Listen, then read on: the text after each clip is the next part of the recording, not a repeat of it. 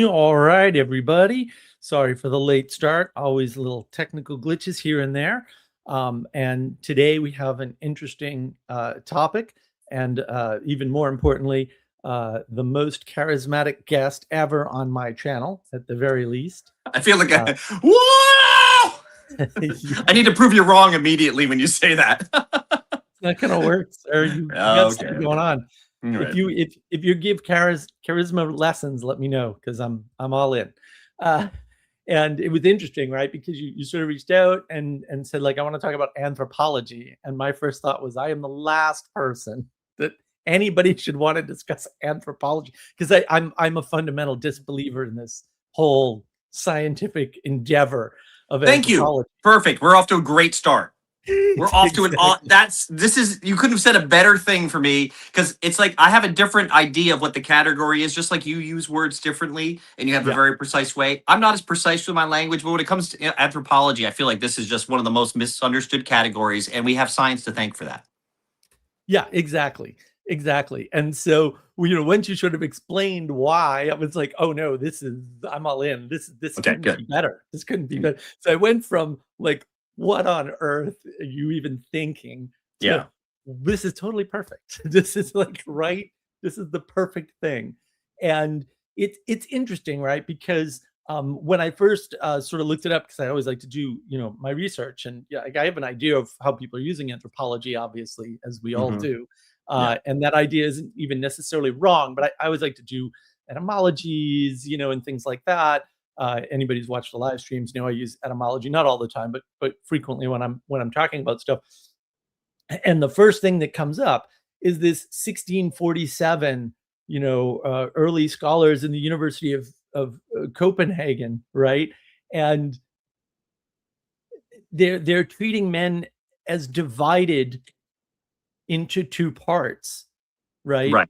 The Yes. body and what they call the psychology. Although I think Yes. that's probably anachronistic. Cartesian model. Right. Which I found interesting. I was like, oh, well, that's actually not terrible, right? It's not as terrible as the sort of how people use it now, is like the history of man. And I'm like, do you mean history? Because that doesn't make any sense. Like, all of history is the history of man. So anthropology can't also be the history of man. That's just ridiculous. And so it's more like, oh, well, it's kind of like sociology in the past, or the crazy ways people use it. So, and then when you sent me the lyrics to the song, which I'm quite familiar with, and at some point, man, like, you can't do that to people. That song has been playing nonstop in my head just from the lyrics. I didn't listen to it again. I didn't have to. It's in my head now. Good. It's an earworm. Yay. It's wonderful. That one's done pretty good for us. Like, that song, I think right now is like 5% of my total streams, and we have like 150 songs out there. So that's how it always works. Peterson talks about the Pareto distribution. If you looked at my catalog, it's exactly that. Yeah. So part of the reason, so when we talk about that song, can I give a little background of what I do in case someone doesn't know, or it might help. Absolutely. Might help them have some footing. Introduce yourself, other than your charisma speaking on its own, because Hello, I'm Neil DeGraide. I think the charisma is an artifact of something I just learned, that what they were saying, that popular people, the one trait they had in common across the board is that they easily like other people. So there's a thing I've done, because I have a cinematic mind, and you can hear it in our music, where I don't think of songs as necessarily like a pop song. They're like little short stories or short films, and then the whole record functions like a film. Yeah, exactly. So when we get into this, okay, so that's a little bit of my background. So we're doing this. I don't want to, if I do too many caveats right now to myself, I'll start interrupting myself and forget what I was talking about. So let me come back around. So I think the charisma, though, if you like people naturally, it's easy, because people have a radar for like actual like love or affection, or someone who has goodwill for them. Mm-hmm. And I think that comes across, hopefully, because I just like people, and to a fault. Like, I like bad people sometimes. Like, I don't mean to endorse someone who's like, why am I like, what are you hanging out with that guy for? I'm like, I don't know. I want good things for him, So anyway, yeah, to a fault maybe. But so with the band, I don't know, we didn't really like have a plan. You know what I mean? When you're an artist, you don't always have a plan. So from the time I was very young, I was heavily influenced by stories that I would put under the category of re-enchantment. So Terry Gilliam, all of his films like Mm, Brazil and the right, Time Bandits, right? Like right, it were just like for my right. little kid brain, I'm like, this is a major problem in the world. Thank God, like someone's brought it to my attention. And as we moved along in life, and like the '90s came along, and the '90s were it had this sort of like I guess re-enchantment of like authenticity that people were trying to go for, but at the same time, like all of the numinous in art was starting to like everything was starting to flatten. So the '90s, our big stories are these like scientific sci-fi type stories, leaning Yeah, heavily on the science. Like Jurassic Park was like probably our biggest film, and Titanic right. is like this, historical fiction. And in all of these stories, or like when Quentin Tarantino's emerging, he's never even so much as put a ghost in his story. There's no verticality to it. Mm, So that was always really sad for me. And Lord of the Rings really had like a re-enchanting effect on the world, I think, in the sense that suddenly it was like we realized we were a desert when it came to these type of stories, and someone right. poured water on it, and that water grew money for the industry, and the industry became interested. And so I think that all had an effect on me, not in a money sense, but like the boy in me that didn't want the child to die. Like I didn't want to be Mhm, mhm. childish, but I needed to stay childlike. Yep. And so with our band, we were always like, you know what? I love concept records. I love Pink Floyd. I love the mystery when I listen, trying to hack into the story, that the songs had like a deeper context outside of just a one-off idea about love or relationships or, getting mad or being victimized or something. So when we started getting into this, I I think that if there was like a mission in the world, I think people are too closed off to the good. And I think a good story it can't give you the answers necessarily, but hopefully can rototill the soil. So if the answer is in your life or if you heard it before, um, you might be Mm. open to it or something like that. Now, there's no plan when you're making music. You think of the story and you think the story's good, and then you start to write songs around it. And so that brings us to where we are now, because I've been involved in the symbolic world and those circles since like 2018, 2019. And Mm. that was very appealing to me because there was this re-enchantment project going on. And I believe there's something in the re-enchantment process. We've almost assumed we captured it, but there's something that has to do with the anthropology of the soul and embodiment of these principles that we're still missing. Right. And I wanted to have, so when I reached out to you, I was like, I don't want to get interviewed really. I kind of want to pick your brain because you've done such specific work in your thought. Matthew Peugeot like even endorsed you. And I'm Yeah. like, man, he doesn't endorse anybody. Like this is a guy I should pay attention to, as I see like raise my eye. And then I think the first time I turned on your stream, you had a pirate monocle or something. And I was like, okay, I'll listen. I like this guy. And then I started noticing you had a very specific vocabulary, right? Or whatever that is. That's awesome. And I'm like, you could be in my band. So when I saw that, I was like, okay, like this is a guy I'd like to have a dialogue with. Whether we agree or disagree, I know you've thought through this work, and you're on stream talking it out with people and thinking it through with people. And so I thought this could be a great benefit to me to talk to you, if Oh, that's great. Yeah. okay. No, no, that's Yeah, wonderful. yeah. It's exactly the sort of thing I want. I mean, one of the Okay. problems, quote, problems that I have, it's not really a problem for me, but it frustrates other people is, they're like, well, what would you want to talk about? And I'm like, no, I'm really kind of here to help other people think things through. I don't have an agenda. And Mm. so it makes it very hard for them to put me in place. And the thing about Mathieu Peugeot and like obviously my best video was was the one with him. So Oh, yeah. like I mean, 9,000 views. performance wise, as far as numbers, yeah, yeah, Yeah, views. yeah. My views are through the roof. The thing about him is that he basically gave me the what I consider to be the greatest possible compliment, and he said I was rigorous, and I was like, "Blah, Yeah, I that's should it. I'd I say should the just." same thing about you from what I've seen. I don't know you that well, but from what I can tell, Yeah, there's the aura of rigorousness in your yeah, work. Like you're not going to just like settle on something and paper over it, right, right. even if you have Yeah, to make up a so new word. I think you're yeah, that guy. yeah, and Yeah. I tend to bring things back to the original words, and so thank you for recognizing that. That's wonderful to hear. That really kind of makes my day. It's going to be a busy week this week, so Good. I got lots going on. So it's Good. good to hear some good news about the recognition of my work. And it's interesting. The one thing I kind of left it out on purpose, was, when I was talking about anthropology here, and even Wikipedia gets some stuff right. You can kind of tell what it's going to get right and not ahead of time usually. Um, I use the word psychology, right? But it says which speaks of the soul, which is not how we talk about psychology, but that's Yeah. how they were thinking about psychology when they coined the term anthropology originally. Yeah. And so it immediately occurred to me, and then I was reading the lyrics to again this wonderful song here, and it immediately occurred to me exactly how you were using that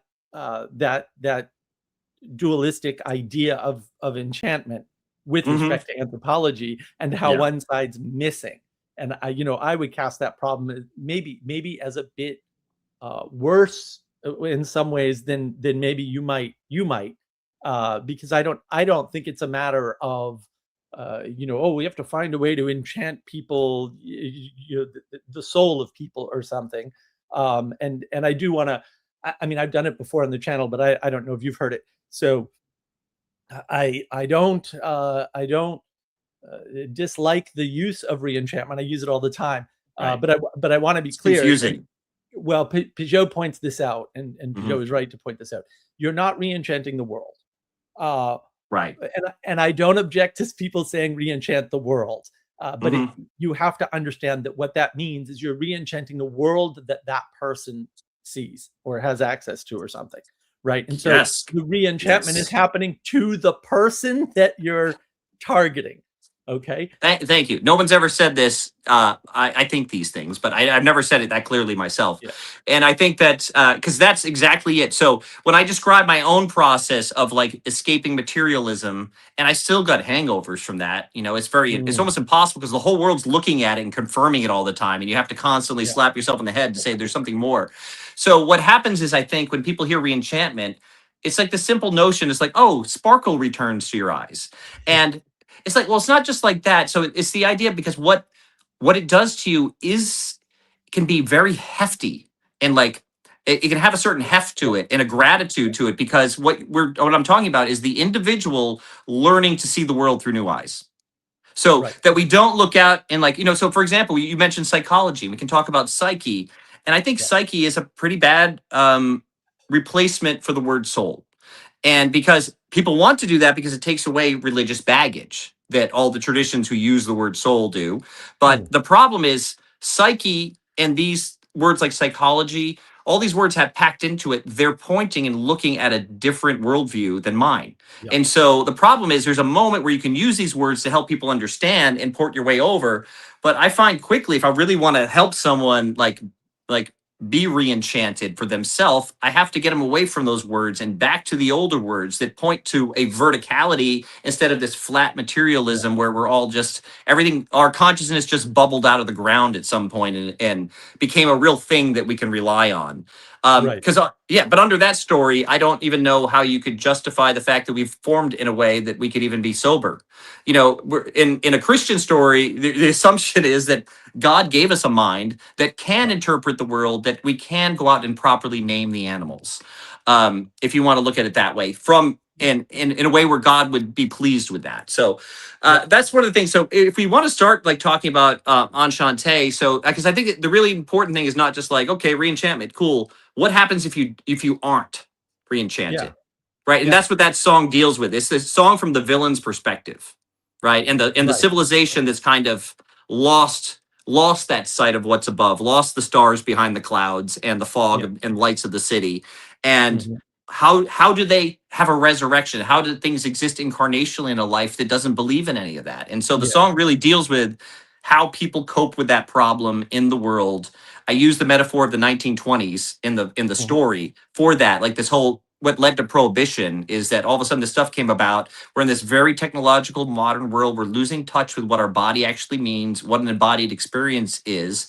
And then so it was like a really good analogy for like 2020 for me because I felt like the same thing was even Yeah. farther down the road. Yep. But we could Yep. kind of see Absolutely. in one way Absolutely. where the city and the metropolitan developments of the world let people working for a machine civilization not built around a faith and a belief and they're like, what do we do to recapture the spirits? Well, maybe we go to the wrong spirits, a lower spirit that we Right. can access.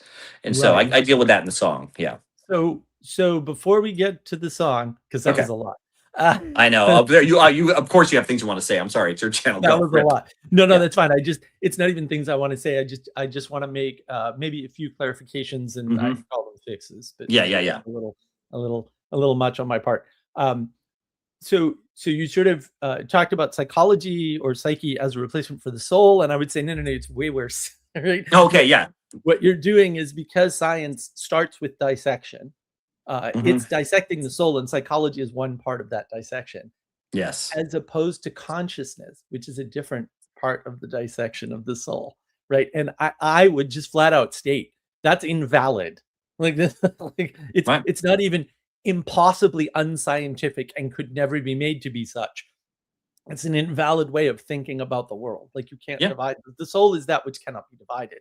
And I think once you sort of understand it that way, and I figured you'd agree. So like, oh I'm in no, total agreement with everything you're saying. You're he's just gonna making my agree you're with taking me. my point farther down the road for me. Thank you. It's Yeah, good. yeah. Well, I think it's important because for this type of audience that I target, whether that it works for the audience that I target. So this is kind Mm. of self-fulfilling prophecy here. They need the steps, right? They need the Yeah. groundwork of the thought so they can come to the conclusion on their own, and that doesn't work for the majority of the population. So I apologize for those of you this doesn't work for. I do, but also the people that I'm targeting, like, it's really important for them. So Mhm. um, so I think when you break it down that way, you can see, because you sort of mentioned this bubbling up from below. And Yes. so what I wanted to add to your sort of quick biblical origin story on that was the idea that there's sometimes I call it a pre-created, just because scientists are so freaking annoying, and you have to manipulate the language a little bit, right?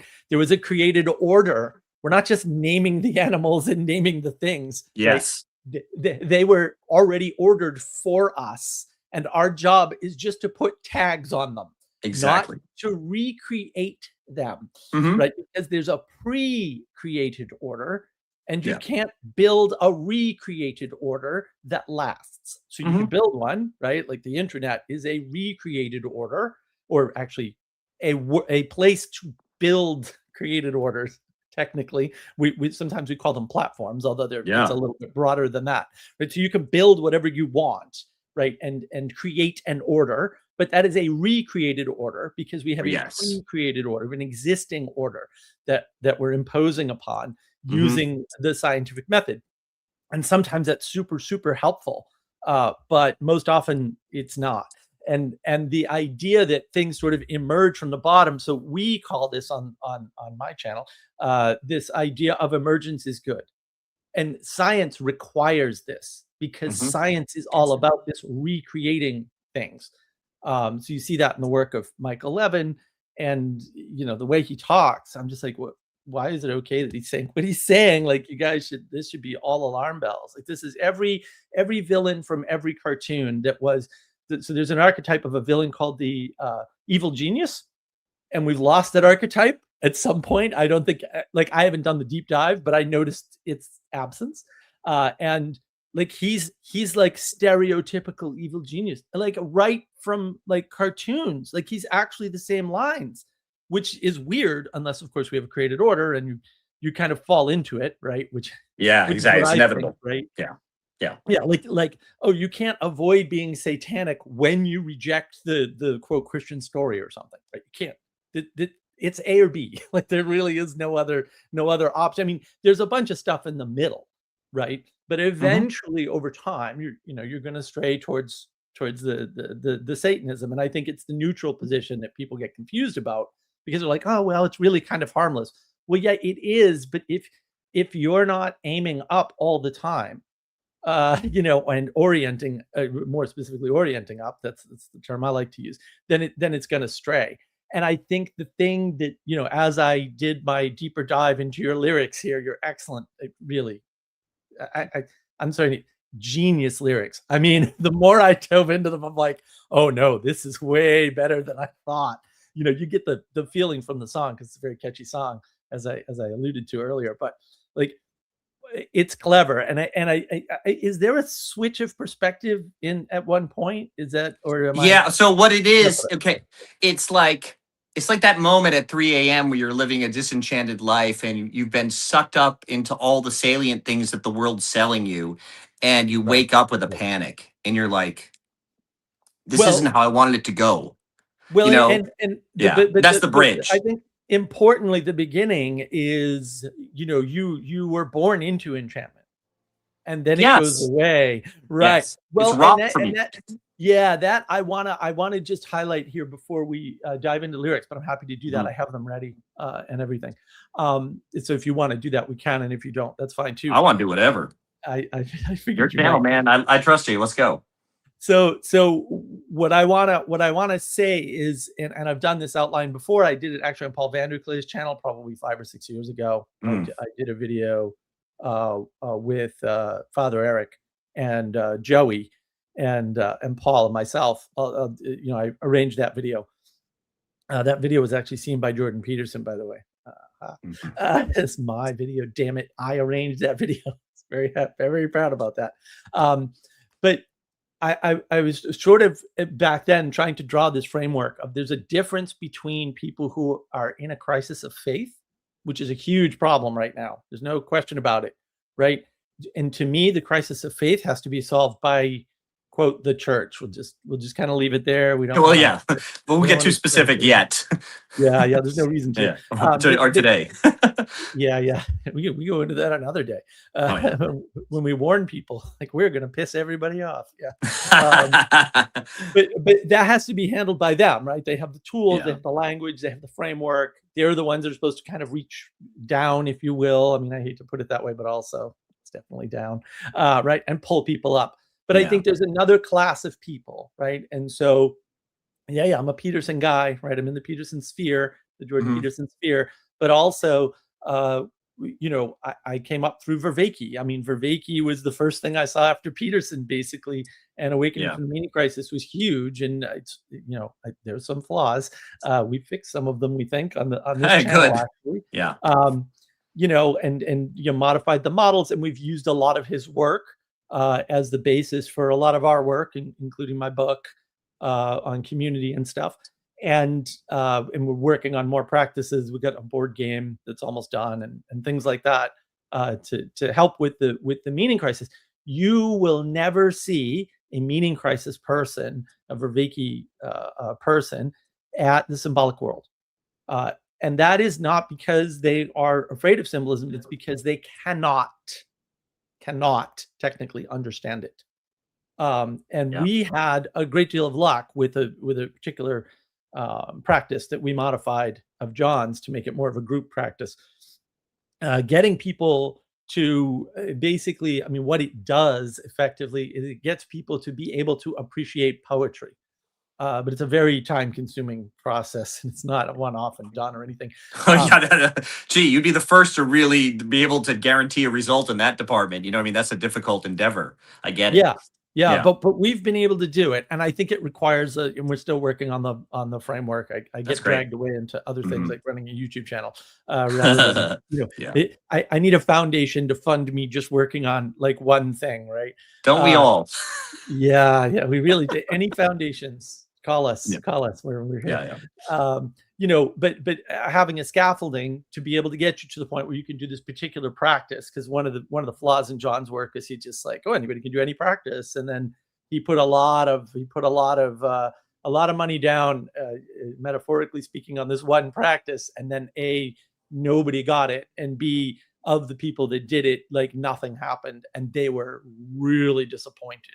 Well, can Like, I just really add something quick to that? Yeah. Well, so the problem is, as an Orthodox Christian, I'm not going to get into the Orthodox Church, but our practices are modeled after the truth, and the truth in the form of a person. So I Yeah. think that there's an abstraction when it's not really anchored in a particular point of revelation and emanation into the world, where it's your practice is an imitation. Because we are lower and we're trying to go for something higher, imitation is one of the fastest ways for a human being to begin to get their feet wet into a new idea. And I think I don't see how it can ever hold like that. because Yeah. I think one of the problems with this project, and I think it seems to be like a sweet man, an incredible thinker, and he knows a Yeah. lot Super of nice. things I will never, ever, ever know.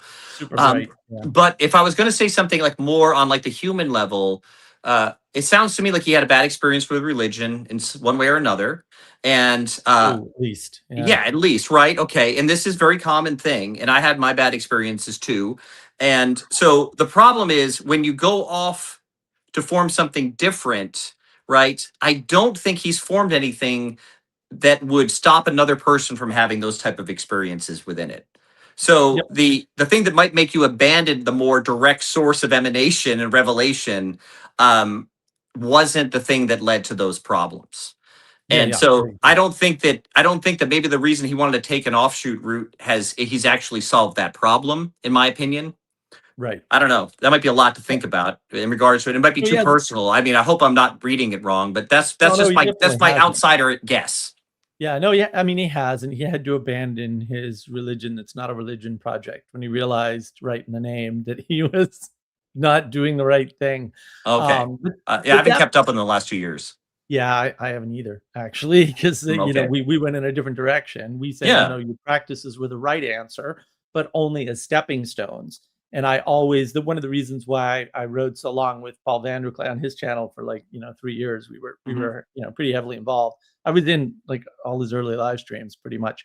Yeah, I Was remember that. because Paul had the right idea, right? I mean, he has lots of very good ideas. Hmm. Unfortunately, the majority of ideas are not very good ideas. That's with most of us, right? And he just shares more of his ideas than most people. So, Yeah. Yeah. that's always going to get you into trouble. But he would constantly in the beginning talk about how Peterson was it's like an escalator. You get on the Peterson escalator and he takes you up to a spot, but then there's nowhere for you to go and you step off and fall down. And he wanted to be the place to go, basically. And that was part of the impetus around Bridges of Meaning, which is Yeah. why I was hanging out there. And then it just turns out that Bridges of Meaning is really a Joey project and not a Paul project. And that actually Mhm. that had a lot of implications down the line, as it turns out, all of which were predictable and in fact predicted by people like me from the beginning. And we were trying to get people to patting No, I'm just messing with you. myself on the back for my utter failure to get any of these Yeah. people. And I have the same criticism. I love Jonathan Show dearly, but I have the same criticism for Peugeot. Like, none of these people want to lead. Peterson doesn't want to lead. Vervaeke doesn't want to lead. Peugeot doesn't want to lead. And maybe we could argue he's gotten a lot better at it, and that's why we have the summits, and that's wonderful. And Yeah. that's probably no small part due to you, sir. So I appreciate that, because I have a lot of fun at the first and second summits. That was a really good time for me personally, and a bunch of people I know. So thank you for that. So that's that's an improvement at least. But I think the real sort of leadership we need, and you can sort of see like ARC is just not well led. It's kind of all over the place. Like, I don't it think they goes. understand their own project. No, they don't. Yeah. Exactly.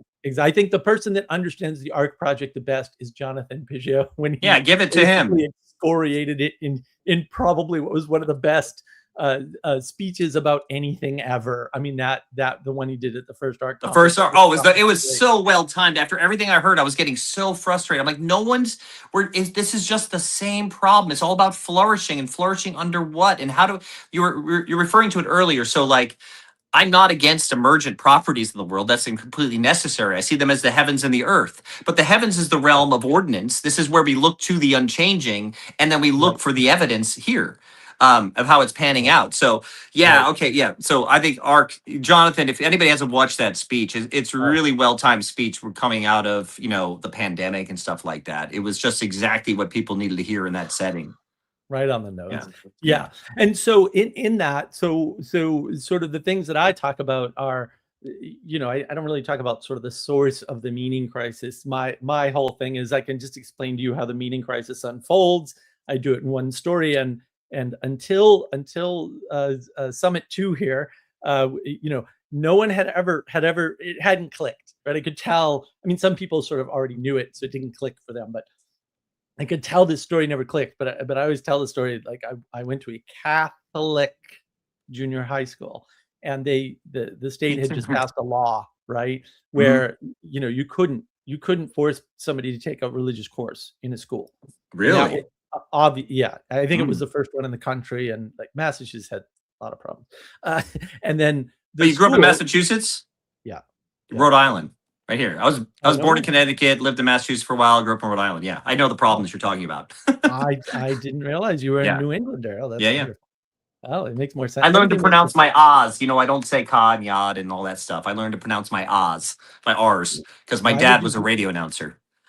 Oh, that's horrible. I'm sorry to hear that. I got Why made did fun of a lot for pronouncing my R's in Rhode Island. in New England you would. Yeah. Yo, why are you talking all fancy? You think you're better than us? Let's Yeah, go.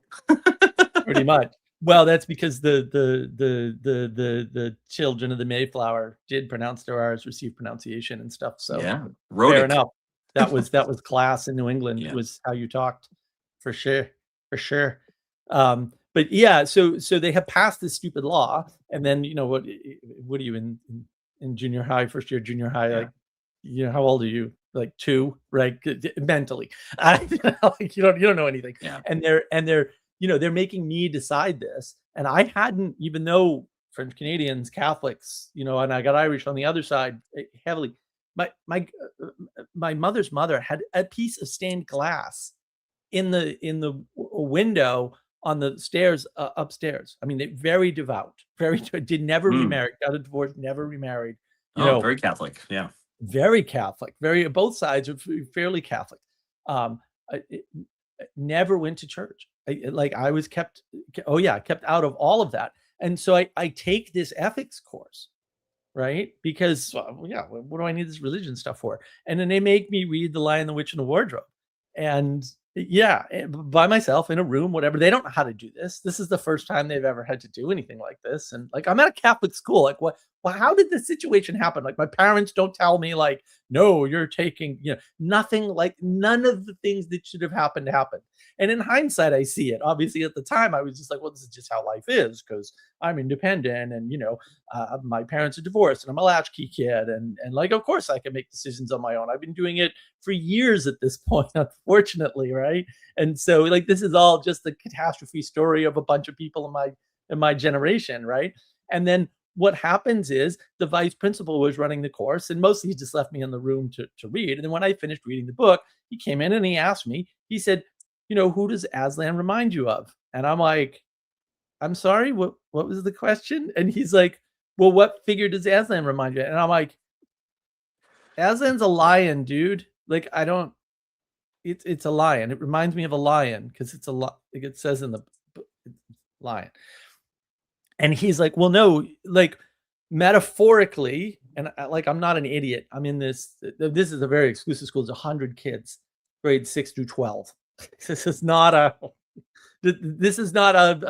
one of these sort of fly-by-night Catholic schools that has 1,000 kids in it or whatever. This is a very exclusive school. Almost everybody I went to school with was, very wealthy. We'll put it that way, except for a couple of people who were brought in because they weren't wealthy, which we do that same thing. I have very similar experience. Yeah. But go ahead. So he kind of gets frustrated, and he's like, Aslan represents Jesus. And I'm like, I don't know, maybe. So right. What does that mean, though? That means culturally, that particular part of the story, like I had some exposure. Like I watched Davy and Goliath on PBS, which was claymation, biblical stuff. Culturally, that part of the story never hit me, ever. Yeah. So what do you do with somebody like that? And the thing that I like about the song, sort of digging more into the lyrics, is that you kind of start from the enchanted position of a child, right? Which is, I think, correct. So let's just bring up the lyrics, and for sure, and we can go through it. Well, it's Kate singing it, so it's a girl singing it. If you're wondering why it's a lass involved, just so you know, these are not me singing these lyrics. I wrote them, but Kate sings them. So it's a female perspective at first.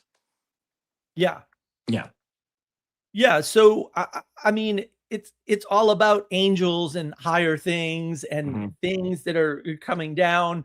And then gargoyles are a horizontal thing, right? They're a gate that exists in our space, we'll say, that protects sort of both sides, right? It's a Yes. protection against the material and what the term I use is ethereal. You can Hmm. just substitute spiritual if you're, That if works you're for me. of that mind. I like the rhyme. I remember it better. The chime. Yeah. Yeah, yeah. Well, also, ethereal is the technical scientific term for spiritual things. They don't Hmm. like that. It's sort of Yeah. like they get upset at supernatural, and I'm like, but actually, that's your term, and it's correct. So I Yeah, don't but know the why you're ether, upset about yeah, it. the ether in the modern sense, before they started to name things differently, was like categorically, there's stuff out there that must exist that we don't know what it is and we can't name it. And so it was more like the God of the gaps kind of spirituality. It's like, yeah, because we don't really know what it is yet. We're going to leave it to mystery. And that seems vertical, but they were never, in modern times, it proved that that really wasn't a totally vertical concept once it was a Christian worldview that was supporting that type of science. Right, right. Okay. And it, obviously it ends with this wonderful word faith, right? So Hmm. so that's good. That's really good, Yeah. right? Okay. And then it looks like to me it's talking about the attack, right? We're huddled Yeah, up right. But and at first, too, the first verse, it just these words are coming out of me, right? I'm not really yeah, planning this so much. yeah, I'm yeah. just telling the story I want to tell, and these are the poetic words that are coming to me. It's all an enchanted view, like so everything is alive, even the arches are kneeling to pray.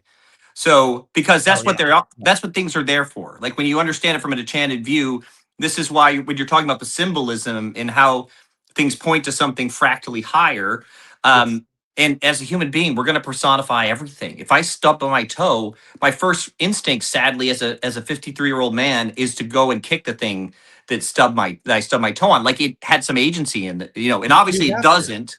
But we're I going to agree. treat everything as if it has agency and is spirited. So it's unavoidable. You might as well do it well. Yeah, yeah, well said. Well said. Yeah. Yeah, anything else you want to talk about in the first? No, I love what you had to add to it. Thank you. Yeah. So yeah, this huddled up and this is I don't even know where you got that from. That is so it's just correct. It's It's like just the it's most correct contrast. It's thing. just angels are flying, men are grounded, we're jealous. I mean, Yeah. Yeah. sure. Yeah. Yeah. It's a simple And, contrast. Yeah. yeah, and I like man, the whole butterflies things and then the boards to pin the wings. Like I, I don't know. Like what how do you do that? I can't. That's How do you not come up with the possible. idea? Yeah, Um, how did this you know, happen? it's funny because I actually get a little choked up when I think about this idea because it's like something that happened to us. And I don't like it. So I Mm, think it comes out of that, like kind of how I come up with creative ideas. There's all these problems in the world, and I don't try to solve them didactically. I right, right. just, I kind of, and it's a problem. I'm trying to get out of doing this, but what I would do for a long time, I have like 40 things, like in a cauldron in my head that turn Mm, into a storm that produces lightning. When that lightning flashes in the night, you get a sense of what things are going to look like tomorrow, and I try mm, to write down that idea really quick. So this is just coming out of this frustration because I don't know, when I meet someone who's disenchanted, like it's so sorrowful. It's such an mm. empty way to live. And Oh, so, yeah. that's kind of a big part of our project as a band. And that's why we tell stories because it's not a scientific description of mechanical causalities that are going to re-enchant you. Those things are fine when it comes to building things in the world or understanding how things are built in a practical sense. But without that like higher connection, the human being is gonna try to stave off nihilism through like things that they treat their life with, that distract them from the inevitable nihilism that all of this isn't purposeful. Right, Hence the meaning right. crisis. But that image, man, when I dove into it last night and again this morning, because I like to do my research. I read Yeah. your lyrics several times in preparation here. Um, that image is exactly the image that I have. Is that when things went wrong is when we pinned butterflies. Like that was always in my head. And I don't Yeah. know how it was in your head. I don't know if that's a Yeah. New England thing or whatever. Like, Yeah, maybe you go to those little museums with the little, and they bring the bug rack with all the bugs pinned to it. You well, know, that was the yeah, big thing, right? yeah, yeah, The yeah. Peabody Museum at Yeah, Harvard exactly. I've been there. University. Yeah. Okay. Maybe we had the same influence. Of course, oh, of course. I mean, Yeah. if you're in New England, there's certain things you did. Yeah. The Boston You know, Museum of Science. That was fun. Oh, the Museum of Science was, I love the Museum of That Science. T-Rex. I still do. Oh yeah, we had the T-Rex. I And can then walk now like a penguin. Remember that they, commercial? oh yeah, the Okay. commercial. We're getting too far down our own idiosyncratic world here. I'm sorry But to. if you're in Boston, you got to go because you got to see the Van de Graaff generator. Like Yeah. you have Oh, yeah. That thing's rad. Oh, that was one of my favorite things as a kid. Yeah. the best thing in the world. But the best museum, and I haven't been around the world, unfortunately. I've been outside of the U.S. a few times, but Yeah, me the too. best museum in my world, anyway, and I have been to a few of the European museums in Edinburgh, in particular, is still the Isabella Stewart Gardner Museum, Mm. because that is the closest thing to enchantment. It's just her Mhm. house. It's across the street from the Museum of Fine Arts, which is I had no hysterical. clue. I had never been. I've No, heard of no it. one's ever seen it. It's kind of hidden in the corner. I mean, they've expanded in the past few years, but it's her house is untouched, and it's just the stuff she brought back from Europe and the garden. If you ever look it up, they'll show you the gardens because the center of the house is open and it's got a glass ceiling from the early Yeah. 1900s. It's really amazing, and so it's a famous garden. But I used to go there all the time because it was like free on Wednesdays back when I was a kid, and you could just go. And I was there before the paintings got stolen and stuff, and just giving away my age at some point. It's okay. But yeah, that's sort of an enchanted museum to me, whereas the Museum of Fine Arts is a disenchanted museum. Also, I love ancient Egypt and Mesopotamia more, so I was all about that. But yeah, I like how you cast this as a fight, right? Yeah, I feel that like you said the Museum of Fine Arts. I had a field trip there one time, and it Mm. was a more modern piece of art. And it was like our Yeah. teacher was like, "Hey, what are you seeing when you see this?" And I was asking different people, and like one person's like, "I see a river of ideas," and the next person was like, "I see a duck." And the teacher was like applauding all of the interpretations as like postmodernistically equal. And I'm like, well, Right. it can't be that. But I remember as a kid, I understood, I could feel the battle, and I understood why people preferred to have this sort of blurred out meaning so they could kind of look for details and gather them to their own purposes and their own desire. So Yeah. that's how it always seemed to me. Because I mean, people will do that with our songs. They'll like, people are politicized. I'm not a Democrat or Republican. And I mean that honestly. Like, I'm not even invested in the system at all. I don't love our system. I see it as like a venting, like just democracy is like venting off the fact that that we don't agree anymore. So it's like, when people want me to speak into that, I'm like, I really don't. I have ideas about moral implications of what's happening politically, but when they hear our stuff, politicized people will hear it through their own side, and they'll agree with it. It's very strange. Well, yeah. Well, see, but that is, I would, yeah, the modern lens thing. I think This one, not so much. They that is actually the agree with problem. this one. People have had this chorus when we get to the chorus tattooed on themselves, as if there was their motto. And I'm like, I'm Wow. kind of pointing out that that's a bad motto, but I don't want to tell the people that got the tattoo. And if you're Well, this listening, I'm sorry.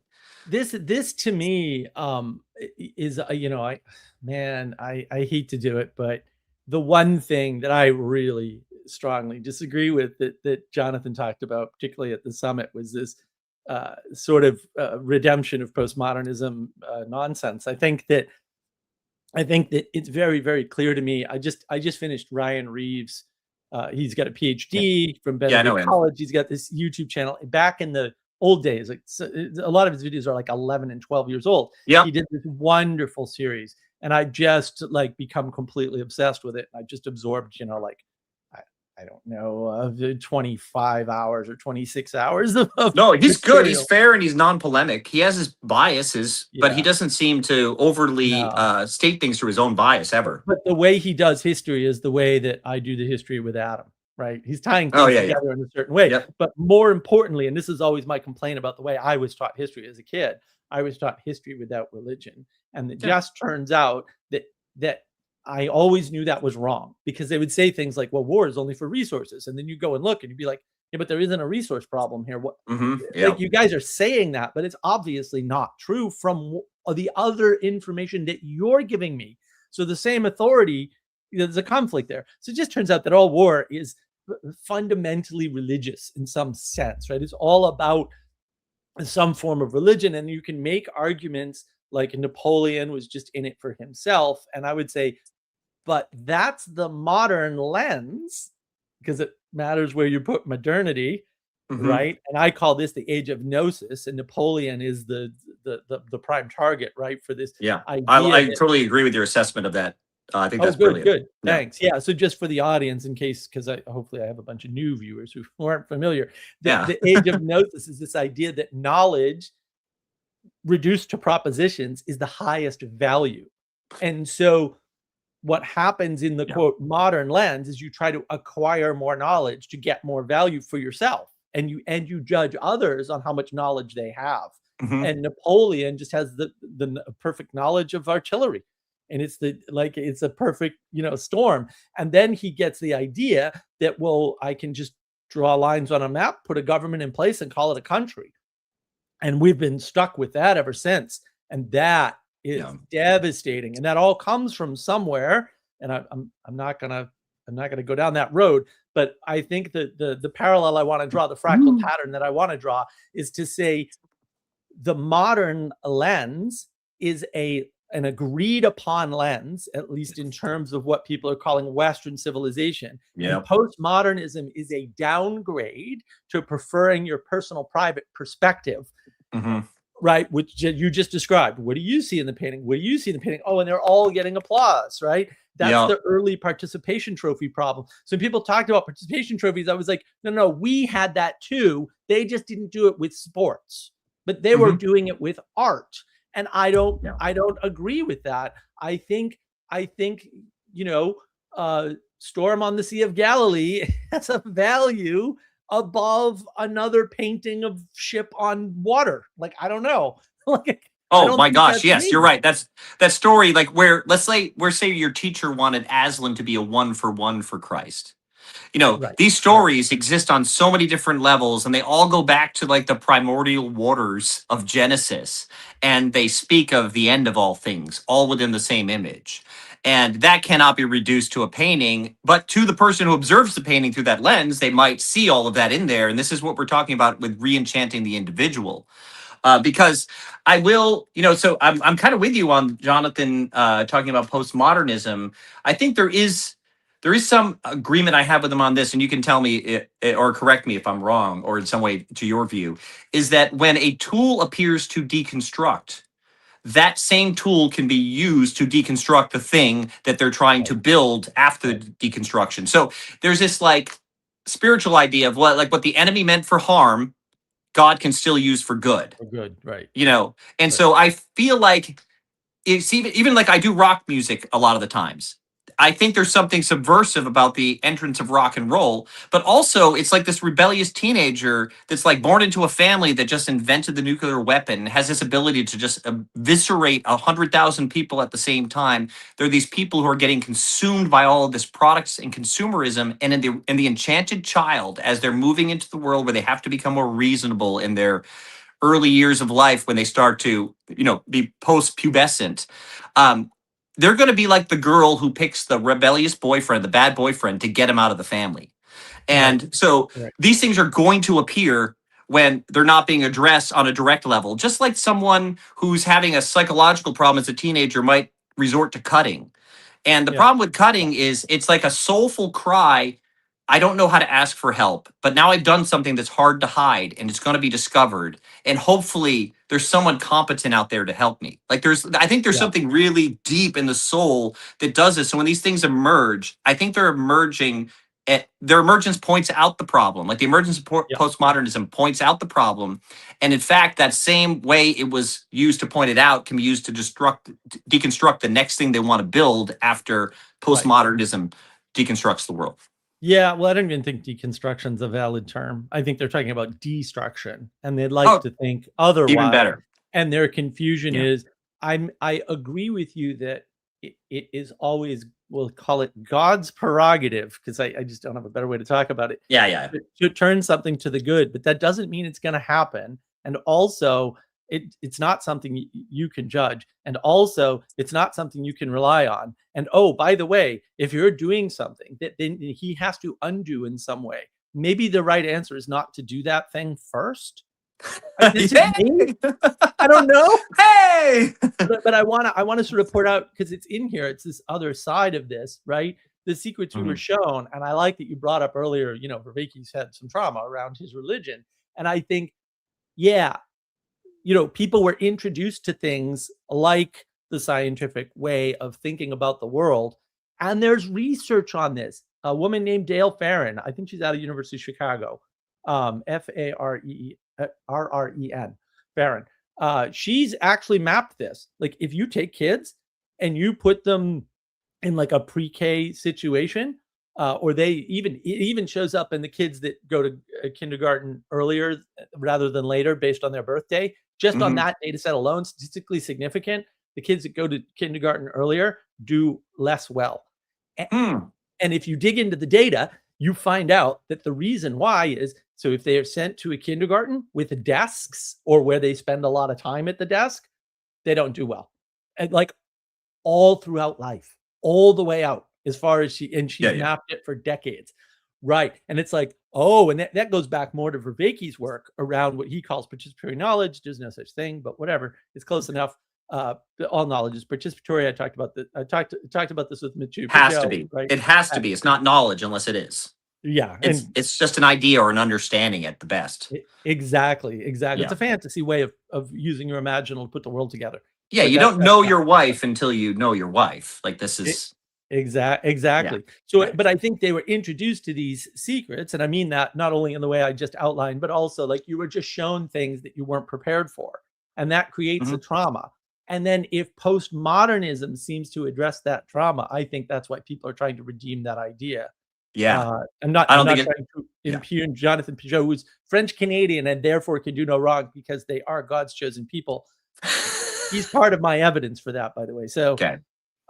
yeah, just so I want everybody to know where I stand. Like I have biases, and I'll just tell you what they are. It's quicker. Yeah. Yeah, and of course this, I mean, yes, like this is exactly what would happen, right? You're like a basilisk, and it's just I don't know Yeah, how well, this can I is jump in on why I picked that word? But please, obviously, if you know please you tell me. okay. Well, we all know, hopefully we know, because Harry Potter probably made it more popular. If for people who didn't play Dungeons and Dragons and get introduced to some of these monsters or read mythology, a Yeah, basilisk, it can't look at you and you look at it. It's like you turn to stone, right? And the reason it's also serpent-like, that's helpful.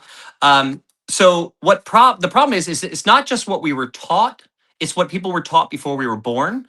Because when you're born into a world where everyone is treating something in principle and acting on that principle on a presuppositional level, it's hard to break from, because part of how we determine our ideas is how they play out in public. And so when we start to maybe imply a more let's say, just for lack of a better word, an enchanted or spirited view of what's actually happening outside our windows and ourselves, it's met with great resistance because yes, everybody is looking at, and all of this system is pointing towards something else. So you're always going to be a fish out of water right now.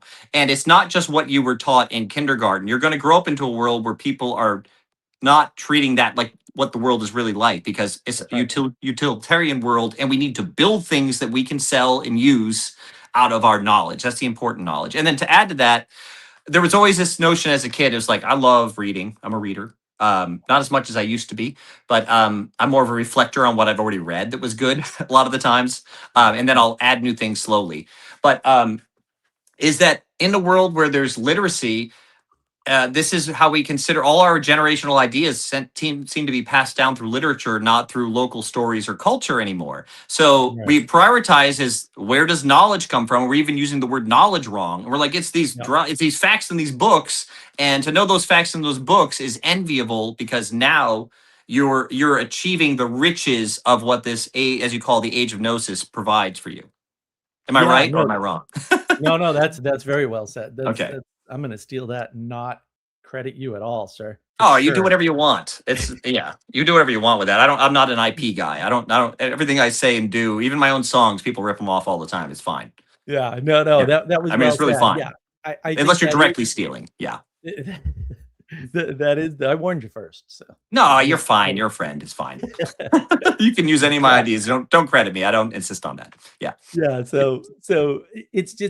interesting that you have that framing in here, basically. Yeah. And yeah, I mean, And as few great. word as possible. That's what you have to do when you write a song. You have to find the most potent Yeah, symbol to express that idea as quickly as possible to the maximum number of people. right, So, right. Yeah, yeah. and it's a real challenge too. It's Mhm. very hard because people want to explain things, over explain things because that's what they've read. And I No, think they need when more people talk, experiences. yeah, when people talk about like globalization, what do you think Mhm. globalization is? What do you think it comes from? It comes from literature. It comes from this Yes. idea that the books are more valuable than the local mythology. Like Mhm. that's globalization. Globalization is inevitable once that happens. Like the Yeah, it's technology another is way to. not It's it. just yeah, it's a direct course to build the Tower of Babel again. Right. And so people like Heidegger and people that for some reason don't realize he's actually just an idiot, um, they think it's technology. I'm like, it's absolutely nothing to do. Technology is older than that and didn't have that effect before. So you can't be right about that. It's Technology ridiculous. begins with Cain when he picks up a rock and uses it as a force multiplier. It's a very old concept. You would Yeah. say that. You people in your book.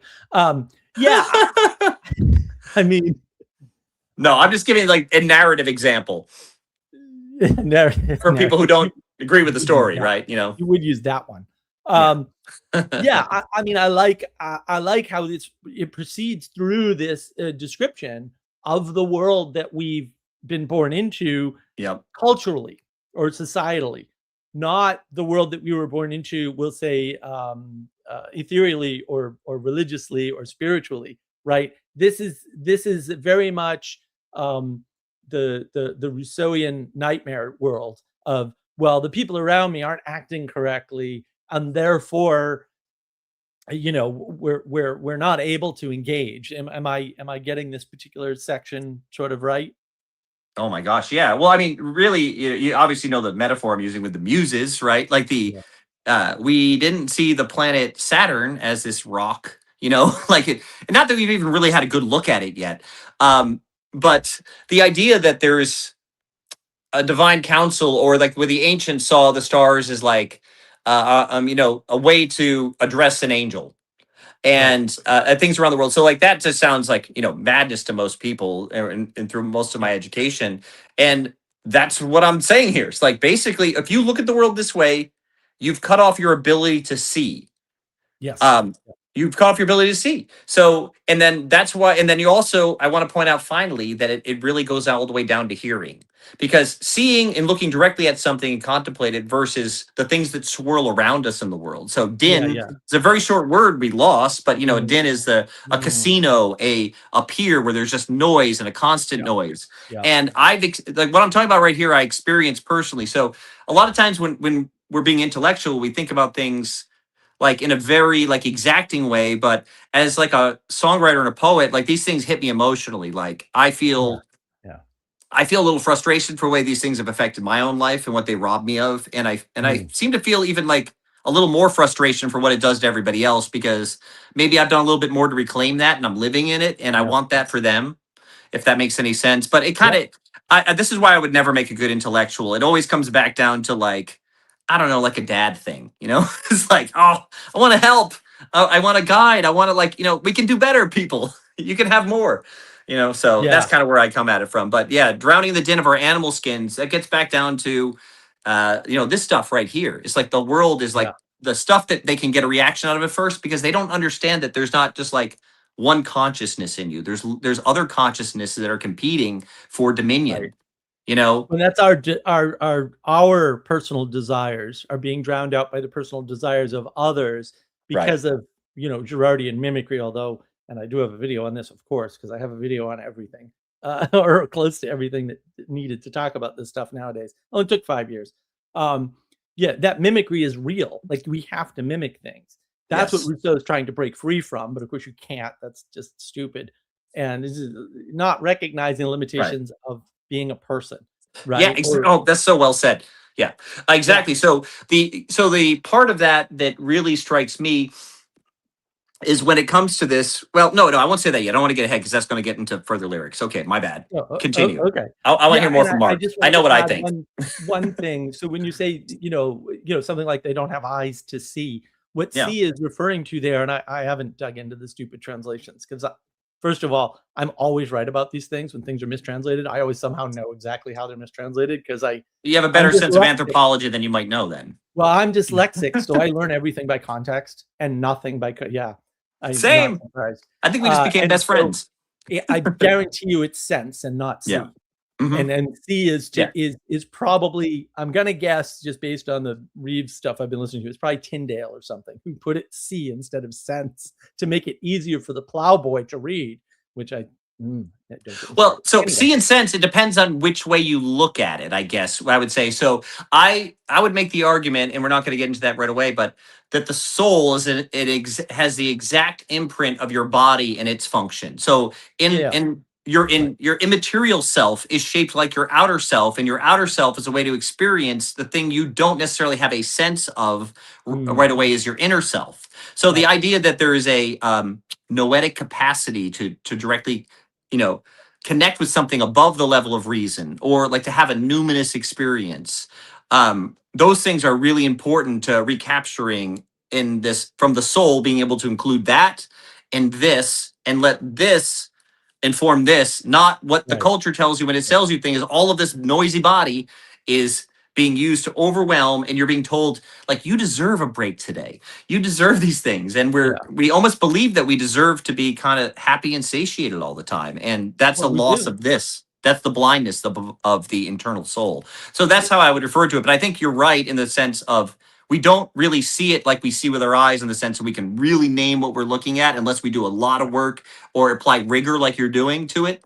Like that's when it becomes like more Right. sight and less of a sense. The world just kind of has a sense for the most part. Yeah, I think I think though, why not go with our desires? We're individuals, so we should Yeah. just it's Who's like, looking out for me if I'm not? But well, if you're an yeah. individual, you have to look out for yourself. People don't realize, like, no, you don't Yeah. realize what you're giving up. You want to be a person.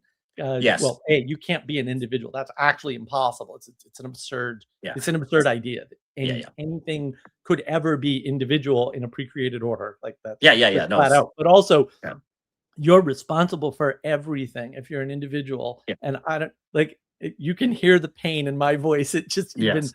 almost touching that thought, like Mhm. just I can no thanks. Like I'm Yeah, like yeah. So the thirsting me up. individual, yeah, what I categorize my individuality around would be something like the first commandment, which is the immaterial aspects of us that we have autonomy over, right? And understanding like it's not disconnected from everybody else, but when it comes down to the end of the day, what I think about, what I apply my strength to, what I love in my heart, um, that's me as the individual. Right now everything else is going to have an effect on that. Mhm, And so what we're mhm. talking about here is that if when people are pursuing their own desires, let's just say, they don't realize what we end up doing is spending our money and time on things that other people have told us we need to spend our money and time on if we want to be a valid individual within the system, not what is really best for our soul and our internal sense of peace in the end. How would And they know? They don't know us, so they couldn't yeah, give us that information. Yeah, now that's a great point. yeah. Well, They have a that's bad sense why of their own experience and their anthropology that's trapped under these things, and they're trying to spread yeah, that to us, just like misery likes company. yeah, All of these bad things, and so my case, we don't need to get into today, but there's a spirit. There are spirits behind that aren't all good, and we don't mm, understand when we're thinking.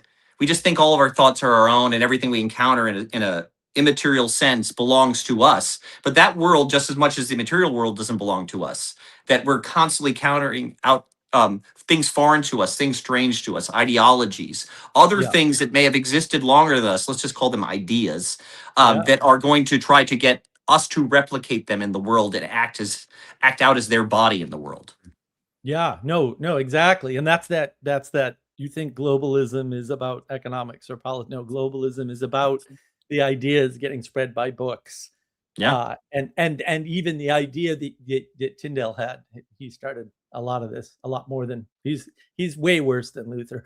That Mm, that you should just introduce people to this forbidden knowledge and that's a good thing. And especially yeah. when you do the trend like atonement. I know you used it here. Man, Yeah. is that a complicated history of a word that he created. Oh, at one mint. Yes, right. Yeah, at one mint. Mhm. He created that word, and it's not. Everybody It's used it and it was misunderstood for so long, and it's being reclaimed because there's no other word for that category in the world anymore.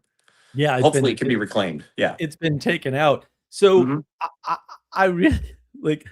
Is this a switch in perspective? Because So this is your thought. basically the person giving in to the disenchantment. Oh, okay, So they're okay. suffering the loss. So, so we go, okay, so enchante, enchante, enchante, right? It's like, it's the looking into the animal skins and saying, well, you're too loud. You're too powerful over me. You might have an inclination every once in a while that, like, whatever it is, the cigarettes, the alcohol, whatever thing you're involved in, that you're using as like a tool to bring yourself back down and manage the stress of the world. Right. Because also it gives you this ecstatic element, which, when you're in ecstasy, you're not thinking about your problems. And so this is like that short-term escape, but every Mm. time you use it, you get weaker internally. So it's like, Oh. you know what I Mm. mean? So like there's a sense that if, like, Mhm. let's say alcohol, because the song's kind of dealing with that as a spirit. I thought that was a good analogy, like my Mm. fastest direct symbol. And because the idea is you can feel what happens is that there is a separation from your body, right? So the problem is Yeah. people don't understand how to integrate their body into their experience because they think it's all propositional. Right. So Right. your body's going to have to get integrated into the spiritual experience. And so people are going to gravitate towards something, that has a lot of saliency, an immediate response. And every time they use that to fix a problem that can only be solved spiritually, and through a new understanding of the spirit and new practices, let's just say it that way to be general, Mm. we Mhm. resort towards the fix.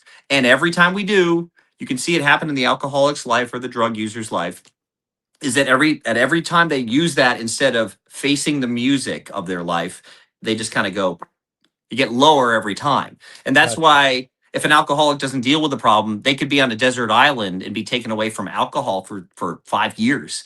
When they Right. come back, if they haven't changed, they Yep. will be Yep. progressively worse as if they had been progressing the whole time with alcohol in their hands. Right. So it's the problem isn't just the thing. So we don't want to Right. Right. be like, oh, alcohol's a bad thing. It's like, no, alcohol's a great thing if you know how to integrate it. Right. So all like a lot of these things can be great if they're integrated. The problem is that when they are like become an escape mechanism for an internal problem that needs to be dealt with, and Right. a problem where we can't really manage the world and our things, because all these things that we're told we need to have, the Yeah. more we acquire them, the more anxiety we have. I don't know. It just create possessions create worry. I don't know how else to Yep. say about it. So they better be put to good use so they don't. Yeah. Anyway, that's kind of what I'm going at here. So when we get to, if you can't raise the dead, we're going to raise hell instead. That's what I Yeah. mean. You're going Yeah. to Yeah. pick something low and you're going to bring it up, And you're gonna bring it up because you have and that's how you're no going to choice. have this fake dark re-enchantment. Yeah. So that's Vervaeke's having mode versus being mode stuff that he talks Yes. about, and Yeah. right. And Exactly. the other thing that's sort of wrapped up in that is well, two other things I want to point out. They were called spirits because when you drank them, you would be possessed and act differently. Like it's not a match. Exactly. Like they really just described them perfectly. They're called, That's and then to our earlier sort of pointing, if you thought like Vervaeke very much thought that his meditation practices and stuff helped him, and I'm sure they did, right? mhm. Then you're gonna like give that to other people as a way to help them. The people Yes. who went through Alcoholics Anonymous, they very much think the solution is more Alcoholics Anonymous for everybody, right? Yes. Right. Yeah. My dad did that. When he was an alcoholic, and when he was 16, he, like, God love him, he faced it. And Oh, but good. that was what for a while it was like everything was the 12 steps, and the 12 steps are great actually, I think. Well, Um they are yeah. for sure, Yeah, for yeah, sure. yeah. But But it was like that was for everybody. It's like, well, no, the Alcoholics Anonymous was for everybody, and it was like, I don't know. I don't know if we're going to be. I don't know if we have to think of ourselves as a diseased alcoholic forever. I think we can heal from that. So that's kind of well, was part But of I don't my. think I don't think you can if you stop there. And that I think Yes. is so I would say Yeah. Alcoholics Anonymous is the Jordan Peterson of its age.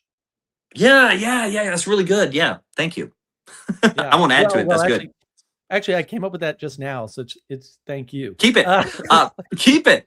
You're right, though. It's like this. It Yeah. becomes utilitarian in a little bit. So if you go back up, actually, just a little bit, because there's an important point. Because I want this is, I think, if someone wants to write songs, one of the things that songwriters forget is that once they establish a metaphor, an idea, you can constantly call back to it. So I'm doing small things to do that. Because remember about the basilisk, fixed our Yeah. spirits, hard as stone. Oh, Like we could cracking say, rip. yeah, every myth to crack its lips has nothing more to say. And that's like, you can see that kind of happening, well, pre-enlightenment, but really it becomes publicly knowledgeably, we can see it as people start to flee from all of this spiritual language, because science is starting to appear as a more reliable way to predict events in the world to people. It's higher valued. I mean, Yes. I would argue, I just gotta, people aren't familiar with the channel. I am Hmm. not a fan of science. A Yeah. lot of the things you have been told about the advantages of science are flat out lies, No, I was ridiculous agreeing. lies. That's what I was saying. They were Yeah, told. I don't believe yeah. it either. Yeah. Well, no, no, no, I know. I just wanted to make Yeah. it Yeah. clear Yeah. to the audience that me Okay. in particular, who is actually Mhm. quite good at science, thank you very much. I did once get an A- in science. It's forever pissed me off. Stupid snakes in their jaws. Anyway, um, yeah, I mean, this is the meaning crisis. The Mhm. myth can't crack in. No one from Vervaeke's camp is going to Symbolic World Summit. They are Yeah. not watching Peugeot's videos. I Mhm. wish they would, but they can't. Like, it No, won't they're still help. trapped.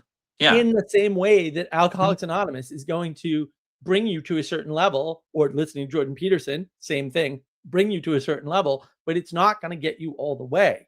And like the stuff we're focused on at the Mark of Wisdom Project is getting people the rest of the way. And honestly, the board game thing, I don't know what's going on there. I got to admit, I used a bunch of AI to help me, do the, what they call it, ideation, the idea building of the game. But man, did it come out a lot better than I thought. Mhm. So maybe that'll work. It's actually, we'll see. I've got big hopes for it. I'm So down.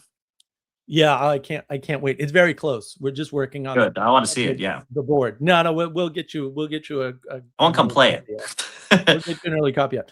Yeah. So um yeah, I mean, I don't know. I mean, more of this just seems to be explaining what happened, right? And Yeah. the, So, well, I mean, the in a battle's poetic over. sense, yeah, it might not be interesting to our conversation, but like I'm choosing words. Like I basically write down my ideas, and then more poetic words come to me. Like chagrin is a word. So this is helpful to me because I'm using a lot of French words in the song Yeah. and French Yeah. etymology, because I think like enchanté is such a more enchanted greeting than Yeah. hello, right? Because it has something, it says something to me, like when I hear it's like, you know, I'm delighted by the music you're presenting, or something like that. It's so warm and poetic, and it has a more ennobling view of the world, some of these words to me. But chagrin means rough skin etymologically Oh, in okay. French. Okay. And so I'm back to the animal skins. I'm back to the rough skin being like a hair shirt kind of idea. Like the idea that you actually have to bring this into alignment and Yeah. let this have dominion. So this is going to go, but I was happy that I have the opportunity to bring this up, because I don't think people have broken down the lyrics a lot online, but no one's caught that. So I give them a little, hey, it's deeper than you thought, maybe. So Yeah. anyway, No, yeah, paint me this is right. very deep. This This is is the very second verse. I wanted to say, like, what it does is that there's this constant war in the culture to like be release of shame and taboos. But I think right. the problem with taboos, for example, is they're inexorable. So Yeah. what you do when you try to get rid of these lower taboos that like govern things well, like the idea that maybe you shouldn't marry your sister, or if you're a guy, like there's these taboos have some utility. Well, if we start to say, well, these taboos are all they have no utility, and they're governing people in a bad way, and they're putting pressure on people not to do what's really in their heart in a Freudian sense or something like that. I think that's a real problem. So Yeah, yeah. No, I think I had more to my point, but I forgot it. So we'll keep going. yeah, let's just sort of keep going. Well, there's a lot here, and I know we're Yeah, a I know, little I up know. for time potentially. So, Yeah, yeah. um, I'm good to go for till about 12. oh, okay. Oh, well, Okay. that's good. Well, that'll give us enough time to finish this at least. That's wonderful. Yeah. Okay. That's good news. Um, yeah, I mean, I think particularly here hid themselves from our madness, right? Yeah, shame and virtues. I wanted to put shame against virtues because the release of shame. So, yeah, sorry, close the loop on the taboo point. So, what you say we get rid of all taboos? Guess what we still have? A massive, giant, sloppy pagan god taboo that is our only taboo is against taboos. We haven't gotten rid of taboos. We just have one really dumb one that can't govern any individual instances anymore. So Right. everybody's free from them if they only maintain this one giant taboo. Right. And I think that's dumb. It's the postmodern problem, right? Yeah. So you remove the grand narrative, and narrative, you didn't remove narrative because you can't do that. So the thing that's on top is now the grand narrative. And so you remove the grand narrative, and the thing that's on top is right. It's like, wait a minute, I'm sensing a pattern here. Yes, exactly. No. Hey. It's the same issue, right? And there is a video every once in a while. I get a flash of how to do this video, and then it vanishes before I can get in front of a computer and or a note taker device of some nature, where I'm going to explain, there's certain inevitable things that are part of the pre-created order that like are just not going away, that you need to deal with. And yeah. Religion is that part of religion is dealing with the things that aren't ever going away. Yes. Well, so what I did is basically like this: like the soul cannot deny its own existence. Exactly. Well, you can try. Right. You can try, but you're going to come up with someone. If you think you think it's not there, it means it's not going to be governing anything. That's Descartes. I mean, that was actually the way Descartes. he used what he said was exactly that point. It's like, well, obviously, because this is happening, it has to be able to happen. Okay, that's a good starting point. Actually, I like that starting point. Hey. So, yeah, and when you see it that way, it's like everybody's misinterpretation of him is them being stupid. Sorry, but also like, actually, right? And yeah, but so I like this. Well, and you call back to animal skins, right? Yeah. Yes. Well, because again, like I try to be cogent with my metaphors when I teach other songwriters. Because I mean, I don't want to pat myself on my back, but I guess we're going to be allowed to do that on your channel. I like that.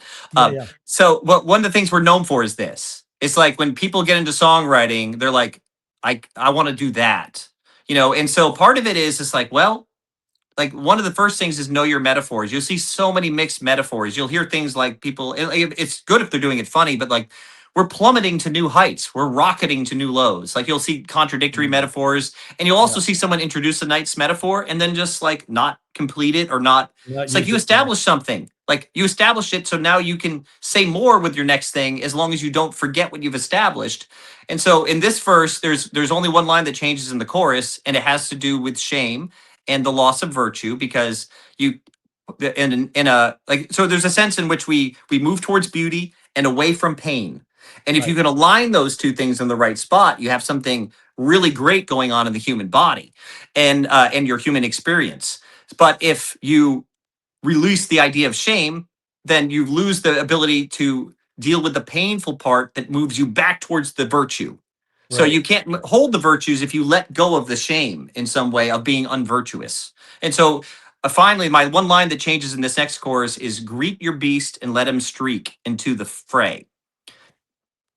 Yeah. So that should be pretty obvious in the context of the verse about releasing shame, abandoning virtues, throwing ourselves into our desires, right? That's what you're doing. You're like, okay,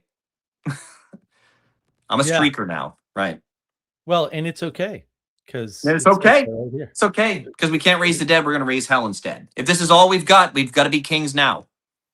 Yeah, right. Oh, I like that. If this is all we've got, I like that. Well, Mel Gibson said that in his interview when he was making The Passion of the Christ. Not exactly like that, but he was talking about, he's like, well, if I don't believe that there's something after this, that there is justice, that things will be put in the right place, why am I not trying to conquer the world right now? Like, what else is there?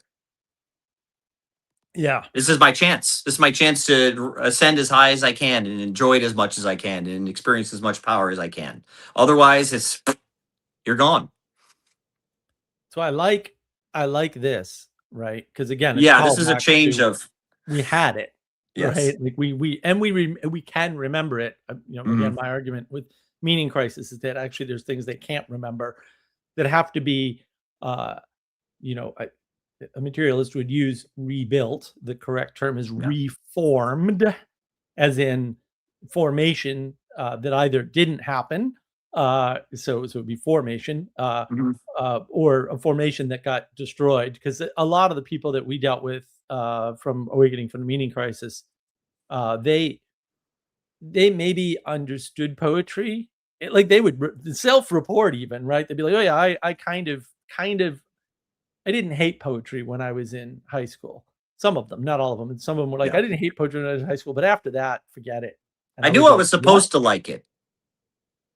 Maybe, maybe not. I mean, rebellious teenagers, it's always hard, right? And I like was my torn between those two worlds, though. You know what I mean? I was like, I kind of yeah, wanted yeah, to rebel, and also I wanted to be seen as smart. You know what I'm saying? So, like, I'm like, yeah, I think I would be yeah. seen as smarter if I could figure out how to understand poetry, like in my teenage brain. But that I'm just throwing that in there. It's not Yeah, really helpful to our conversation. that's Maybe. interesting. Well, Yeah. it's interesting. I mean, I wrote poetry when I was in high school. I Hmm. don't think it's very good, Mm. but I wrote some. And like my father's a PhD in English literature, and Yeah. his dissertation was on William Blake. So like I understand poetry pretty darn well, actually. Some of it. I mean, I'm not well read on I'm not well read on anything because I'm dyslexic, and you put books in front of me, and I'm like, really, I can't. Stop, just go away. Um, yeah, we've got a marketing strategy, Neil. I don't know if you've heard my marketing strategy. So what I want people to do is I want people to buy my book, which I have a copy And of read right it, here, even if they and have dyslexia. read it. Well, no, I mean, I think the important part is not just reading the book, because reading the book is okay. But really, I want them to read the book and then burn it, because I want everybody to burn the books and then buy another copy. And that is my marketing strategy for navigating the wisdom community, right? I, Yes. I This think is it's actually an interesting marketing plan. Kate and I had this idea that we were going to put on the when we were doing CDs, an image that when you spun the CD on the table, it would appear. Like they have these things where you can spin a disc, but yeah, that would ruin the CD. What, yeah, yeah, scratch it up to it was unplayable and I have to buy more. perfect. See, Exactly. That's you your and I, logic. I love it. we think alike. We think alike. Yeah, yeah, yeah. Um, so so yeah, I mean, this idea that some people can call back to it, but I think some people can't, and they need the formation that they didn't get. That's more meaning Mm. crisis. And I'm not saying you can't like go through a crisis of faith and sort of fall down the well of meaning crisis, because I think that's Yep. possible too. Yep. But I think once you've done that, different tools, like whole different things have to happen. In other words, the way you might pull somebody out of their crisis of faith has nothing to do with the way you pull them out of a meaning crisis at all. I just don't think so. And I Yeah. think, Yeah. Go ahead. Sorry. Go ahead. yeah, I think people don't recognize that because they either see or think they see. I would argue think they see, because most of them are evangelicals and they think they see lots of things that ain't there. Um, that they're being more successful than they are, or that even like Jordan Peterson is being more successful than he is, or they postulate that Vervaeke is doing a lot more good than he is. And I love John. I've met John. I consider John a friend, but also those people were very, very stuck. And with the exceptions of the ones that we worked at directly, most of them just wandered off, and we got new people. Right, there was a high Yeah. rate of churn in that group, and that is, that whoops, that sort of goes back to, I moved my mouse and forgot this idea, right? Enslaved the symphony, right? Right. Well, there's some really specific ideas of this. You can even take like a myth and go look at car names. Go look at product names. Right? They're piggybacking off of these stories for the purpose of marketability, and they're trying to hack into a world that had a better understanding of us and borrow from it for the sake of selling things. Yep. Well, and I don't even necessarily have a problem with that. I think the problem is those signals have attenuated. That would be the way to Yeah, talk yeah, about the yeah. signal theory. And so they're doing what looks like, and in many cases is an arbitrary mapping that doesn't Right. work. So one of the interesting things that very few people know, back in the battle days of computers, everybody's servers were named after the Greek gods or the Right. Roman gods. Everybody's I remember that. servers that hold all their information were named things like Zeus and Yes. Atlas and things like that. And whole products on the internet were all myth based, because those people actually had, as close as you can get to a classical education, we'll say post, I don't know, post Reformation, probably. Anyway, Yeah. yeah, and I always found that interesting, but it doesn't carry the same weight as it did. Nowadays, people name servers all kinds of random, wacky things. I mean, my big server, which actually I did decommission it, which makes me sad, was called Orac, because of course that was the super smart computer in the greatest science fiction series of all time, as everybody knows, which is called Blake 7. And so that one, Everybody knows it. I never heard. That's the first I heard of it. yeah, it's British. It's very niche. Also, I do actually technically mean that. I think that it really is the best science fiction series of all time. But I'm in now. I'm in. oh, it's great. It's great. But that, for me, for my mythos growing up, because I think it was 15 when I saw that on PBS or something. Yeah, because I was working at UPS at the time. When I saw that, that was like, oh, I'm gonna base. I went to a very exclusive private Catholic, junior high and first year of high school, man. I read most of that. I read my Hamilton. Thank you very much. Right. So it's not like I don't have at least the vestiges of the beginnings of a classical education, because I never went to college or anything. But that was a college prep school. So we were we were writing papers and stuff, and we were pretty deep into it. But I chose a modern science fiction mythos, for my names of my servers. And so you can see the attenuation of the signal, where the mythos, the pointers in the back kind of change, right? Yeah. That's interesting. Time. Right. That's wild. Right. Yeah.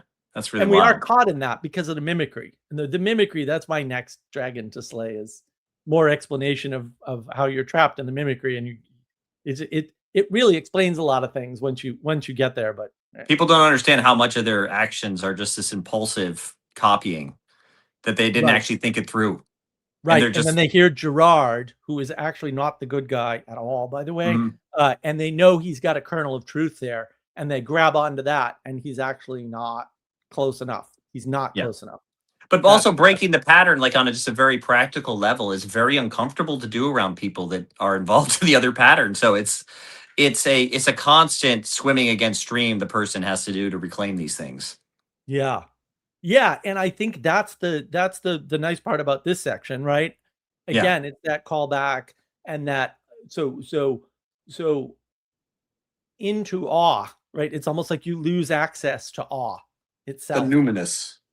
Or the numinous, yeah. I like that word for me, but all works. So what I'm doing here, so just to pause and go back up a little bit. Sure. You notice I went back to the little kid. So this is juxtaposition to when verse 1. When one was a little last, the angels leapt from panes of glass, right? That enchanted world. So I missed the days when stars were saintly. So really what I want to capture here is there's something, in the tradition I'm in, where we must come with the faith as a child if we want to participate in this kingdom. And so the problem is, I think what we're talking about in this meaning crisis, all of that perspective has been dismissed as childish. They don't understand the value of childlike. And so I intentionally use words that from a child's perspective. So what you're about to get into, I used to wander farther into awe. Like grandma's, speaking of Narnia, there might have been a time when you went to grandma's and wondered if her wardrobe would open to a wintry world filled with fawns and, centaurs. And that was you didn't know that wasn't a real possibility. You didn't have the experience to tell you that those things don't show up that way. Right. Yeah. There's a different way to sense those as you get older and wiser. And I think there's a mistake when people look at that sort of childlike wonder and awe, that we're not actually asking really great questions about the world. They just mistake that it's materialistically, those things don't exist like they do in the stories. They exist more in the stories as a condensation of a pattern that happens in real life. So that's why I'm using the child perspective, even being lost to grown-up things. Adults don't think of themselves as grown-ups. That's how kids think of adults. So I'm letting, this is a note for songwriters, let all of the perspective, the scene you've established, let that inform the words you choose next. So. Yeah. And I like this imagery of the spirit in the bottle. Yeah. Which is, it's sort of the fractal pattern of the ghost and the machine, only you're the machine and the ghost is yours. Yes. and the bottle is something you've constructed for yourself. And Yes. I want to take a note. I'm glad I got all that right. I want to just take note of the fact that if you look at something like even Peterson's project, although he does it slightly better than Vervaeke's project in particular, they are trying to reintroduce what they call the imaginal realm, which is a term that I use. So I'm not going after Not the against the term. term. Yeah. I think it's great, actually. You defined You it know, differently. yeah. Oh, maybe not. I mean, Okay. but Vervaeke, for example, uses the term serious play, and I'm Mhm. like, yeah. I mean, if you drop the serious part because that's stupid, and you go with Peterson, I mean, he does rough Play. and tumble play. I mean, you can just hear the scientism. It's like just drop the qualifiers.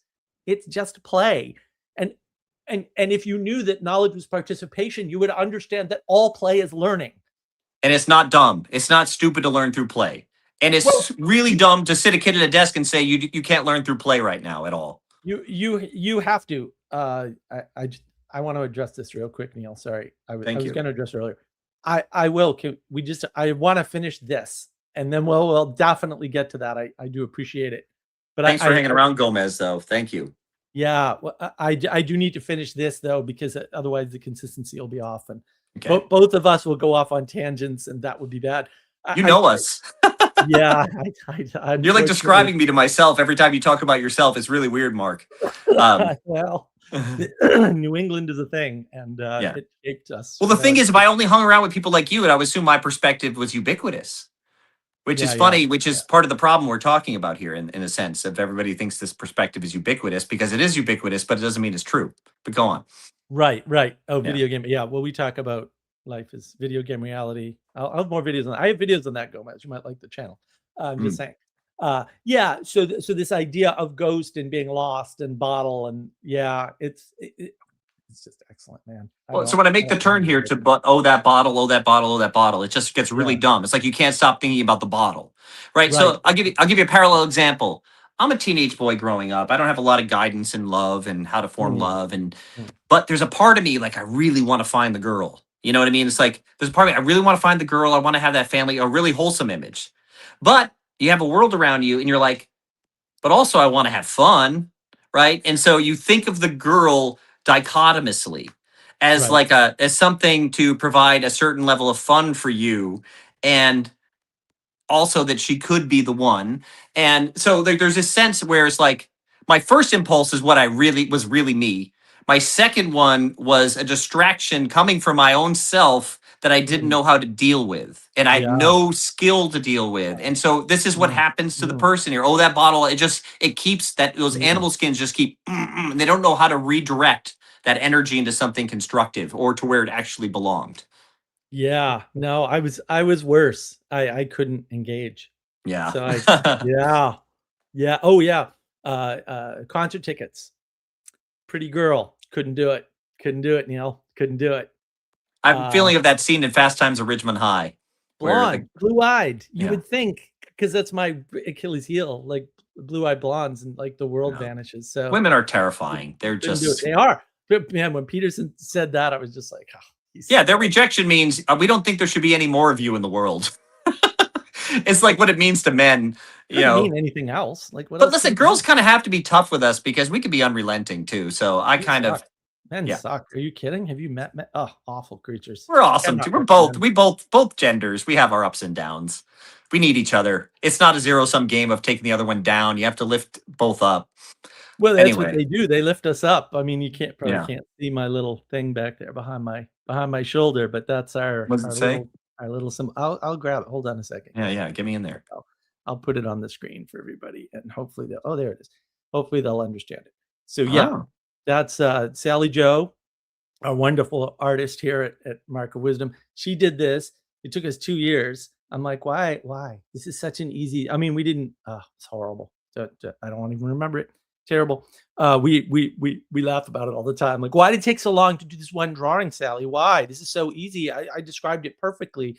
And you're an artist, so you know. And my girlfriend's an artist, and working with this is really good. In ancient symbolism too, like in a modern setting, like when you think about multiplication, his arm might be pointing a little higher. But in an ancient sense of the top and the bottom, the feet are like the gonads in Yeah. Yeah. analogously. This is really good. This is a really, really good image. Yeah. Very deep. So that's actually Sally did all the drawing, but that's actually my conception. How I got to that, I have no freaking idea. But I'm The glad problem I in the did. modern problem right now is that no matter where you make, maybe this was always the problem. No matter where the girl points and the guy points, it feels like um, femininity has been told, or just as like a natural thing in it, is that like that. Well, why can't I have that thing too? Why can't that be our thing too? You know. Yeah. And so, Yeah. like the guys don't get offended. You could have made a modern guy, like you could have pointed anywhere in that picture. He would have been fine with it. You could have pointed at the chest, the mouth, whatever. You know, in their Right. sense, they're like, Right. yeah, we'll take whatever we can get. And then the other thing would be like to, to wanted to rule over whatever that thing was that the man was given in the photo. I think that's always funny. Yeah. Well, Um, women point and men build or smash. That's pretty much all we yeah, do. We kind of get two modes. We often get it wrong, and then a woman yells at us, and we go, "Oh, I'm sorry," and that's what men really are. But just to get back to name the powers meteors, man, that blew me away when I started digging into this. I was like, I had to build up to get there to have that mean something, though. "Oh no, no, no! Of course." Well, Yeah, I don't want to get into the brilliance of the construction of the song because I think we're in territory that language doesn't suffice to discuss anyway. thank you. Because Yeah, like I got questions as to how the hell I you could agree. have written this. Sorry. I don't know how I write it. I Like, don't write it like really like I good. don't Yeah, I let a that's what storm I thought. form and then it comes to me. I love David Yeah, Lynch talking about this. He's like, a chef really doesn't say that he like created a fish. He that's right. catches a That's right. fish and then he prepares it for you. And I'm like, Right. yes, Right. that's it. Right. Like I caught it. Like Right. I didn't know. Like again, I think that our mind is a spiritual organ that can sense things. And if you use it that way, I think that you can, yeah, pull insights that are greater than you could come up with on your own. Yeah. And this point too about us going insane is the result of, we'll say, Yeah. naming the powers as though they're material or something. Right. Yeah. Now, if the song starts out with this idea, it's like, what are you talking about, bro? But by this point, we should know about the stars and like what I'm saying, that there's something saintly about these things, and that Mhm. if we just say that they're just a phenomena, like just a arbitrary phenomenon in the universe that we can somehow dismiss. So I loved in C.S. Lewis's space trilogy. Oh no, it wasn't space. It was in Narnia. We're talking about Narnia a lot today.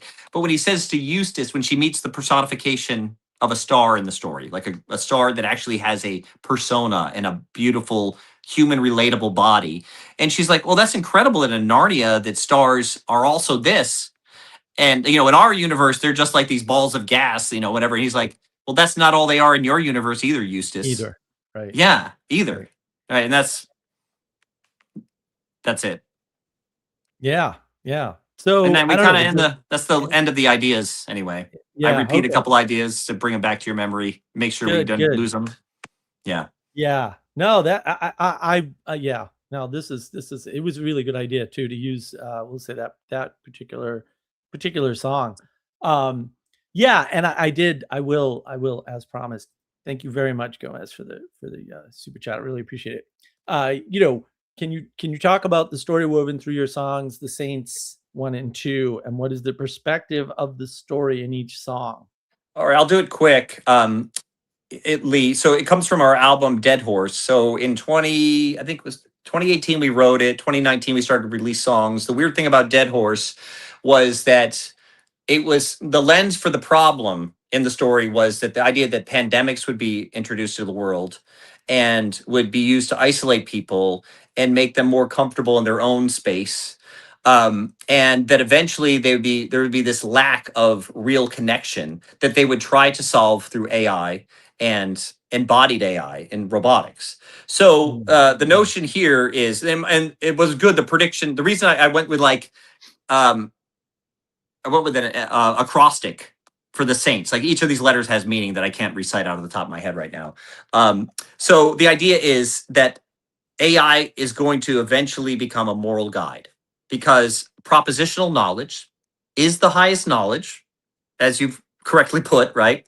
So who has more propositional knowledge, me or yep. a computer, right? Yeah. Now, if that propositional knowledge can be uh, relayed to me in some kind of coddling, moral, therapeutic way, right? It's That's our new church. And so, with the idea of the saints was like this embodiment of this idea that would come along eventually. So in Saint One, the song Saints One is literally this ceremony that's going on where this new robotic technology is going to be released into the world as our new moral guide. So you might really like the lyrics to that song if you want to check them out after, Mark. And then Saints Two is when it all starts falling apart. So that's the pattern on the record. So this is kind of how I got on Peugeot's radar and other people because 2020 rolled around and someone wrote a concept album about a world that was shut down by pandemics that would eventually they would see this computers as their moral guides as their way out of their problem, right? As the way out of their lack of fellowship Yeah. and real connection with Yeah. people. Because I talk about how this leads to a pandemic of the soul where Like that. personas become so fragile that anybody who's succeeding in any way as things become flatter, those differences become exaggerated. They don't go away. So the fact that you could be better than anyone in any way becomes a bigger problem the more we have equal access to things. So this is one of the problems they're trying to solve in the world. So that's what I'm dealing with in the story. And I happen to predict it correctly. If you go and use any of the AI now, it wasn't like this originally. It will coddle you. It'll make you feel like your points are better Yeah. than they are. It does a Yeah. lot to like be friendly. And I'm not sure that the whole game won't entirely turn into something that's supposed to be like self-affirmations for you from an outside source that you really trust because of its propositional information. You Yeah. know, it's there to affirm you and you can't let go of it because it affirms you better than anyone. It gets you better than anyone you know. Yeah. That's what I think. No, That's where it's going. that's already happened. I mean, one of the Yeah. things that like pretty much made me cry was Vervaeke did a video, his first video on AI by himself with a couple of the guys from the Vervaeke Foundation, which I was involved with for about a year. Those guys weren't there back then, and he was just like, you know, I don't know if John. I'm assuming he didn't watch the movie Her, which is Yeah. an interesting movie. It's a lot of fun actually. It's an interesting concept. Um, Joaquin Phoenix, right? That one. I think so. Yeah, that sounds Yeah. right. He just recapitulated the plot to Her, only it wasn't love that made the AI leave in his version. It was its superior spiritual knowledge. And I was just like, what do you, why is this video? What do you, and the two guys are just like, yeah, John, yeah. And I'm like, no, somebody needs to tell John he's gone horribly off the AI rails. cannot yet have knowledge. It's a total misunderstanding of Exactly. anthropology and how we acquire knowledge through an embodied experience in a human body. In a world that feels the heat, this can only it can only learn to get the answers right that we told it are right in a way. Yeah. Yeah. You know, so Exactly. yeah, Exactly. Well, it doesn't give us any more wisdom than we already have. it's Can't. that human agency part that Peugeot Hmm. doesn't. It's so amazing when I watch Peugeot talk about AI. He's always right, He's the and guy on it. Yeah. everybody else is always wrong. And I'm Hmm. like, but he's not. I love Jonathan. He's really not technical. And it's funny. It's hard for me because I've been doing AI a lot longer than almost anybody you've been, normally talking Hmm. to or hearing from on the Yeah. internet. I've been doing it a very long time. I've written neural nets from scratch in C at the bare level of as low as you can go. I know how this stuff works. And the stuff these people are saying about it, even some of the technical people, they're just wrong. I'm sorry. They're just making it up or they're fantasizing or something. I don't know what's wrong with them. Exactly. I would think it's a fantasy of how they would like it to go. Yeah. And it creates a blindness and a naivete that's going to bite them in the back. That's what happens in my story. Yeah. So in the Saints 2, it leads to the song called "It Tore Your Heart Out." So Hmm. what the AI goes bad, not because the AI was totally bad. It was bad, but it wasn't bad in the way it goes wrong. It goes wrong because a group of hackers who want to take it down find a way into the large language model, which when I wrote it were just like really a brand new concept. And Yeah. so they realized that the word heart throughout the world had a very wide similar semantical range from Yes. being an actual organ and being like affections and being Yeah. the Yeah. the capstone of your spirit, your noose. Mhm. Like it has all this wide range, and so it was able to create this confusion in the system where the robots thought they only had to protect your heart. And so, like in a gruesome sci-fi way, when this ceremony is going on and they're being and the robots are going to go pick their people and people are just ecstatic about the robot picking them. But right at that moment in the story, to condense the moment, the robots just start reaching in and grabbing everyone's heart and ripping it out of their chest and trying to protect it from everybody else. Of course they would. Yeah. Yeah. So Well, you want the purified essence anyway, yeah. and you would make a mean hacker, sir. I'm glad you're not. Glad you're not. Oh, I feel Yeah. bad because when you come up with this stuff, it's like almost like you're giving someone a playbook sometimes. Sometimes Yeah. it's Well, gonna be in Dead okay. Horse, our newest album, it's really about how psychedelics can be used to create a numinous experience for people where they can learn to treat their leaders and government as God. So these are all weird ideas. Hey, Here's a question from our good friend RJ. You once did a video explaining Dark Horse storyline in full. Would you ever re-release it or care to share the narrative in full another time? now I So know someone's captured it somewhere, so I pulled it down for artistic reasons. There was a part of me where people wanted to know, wanted to know, wanted to know, wanted to know.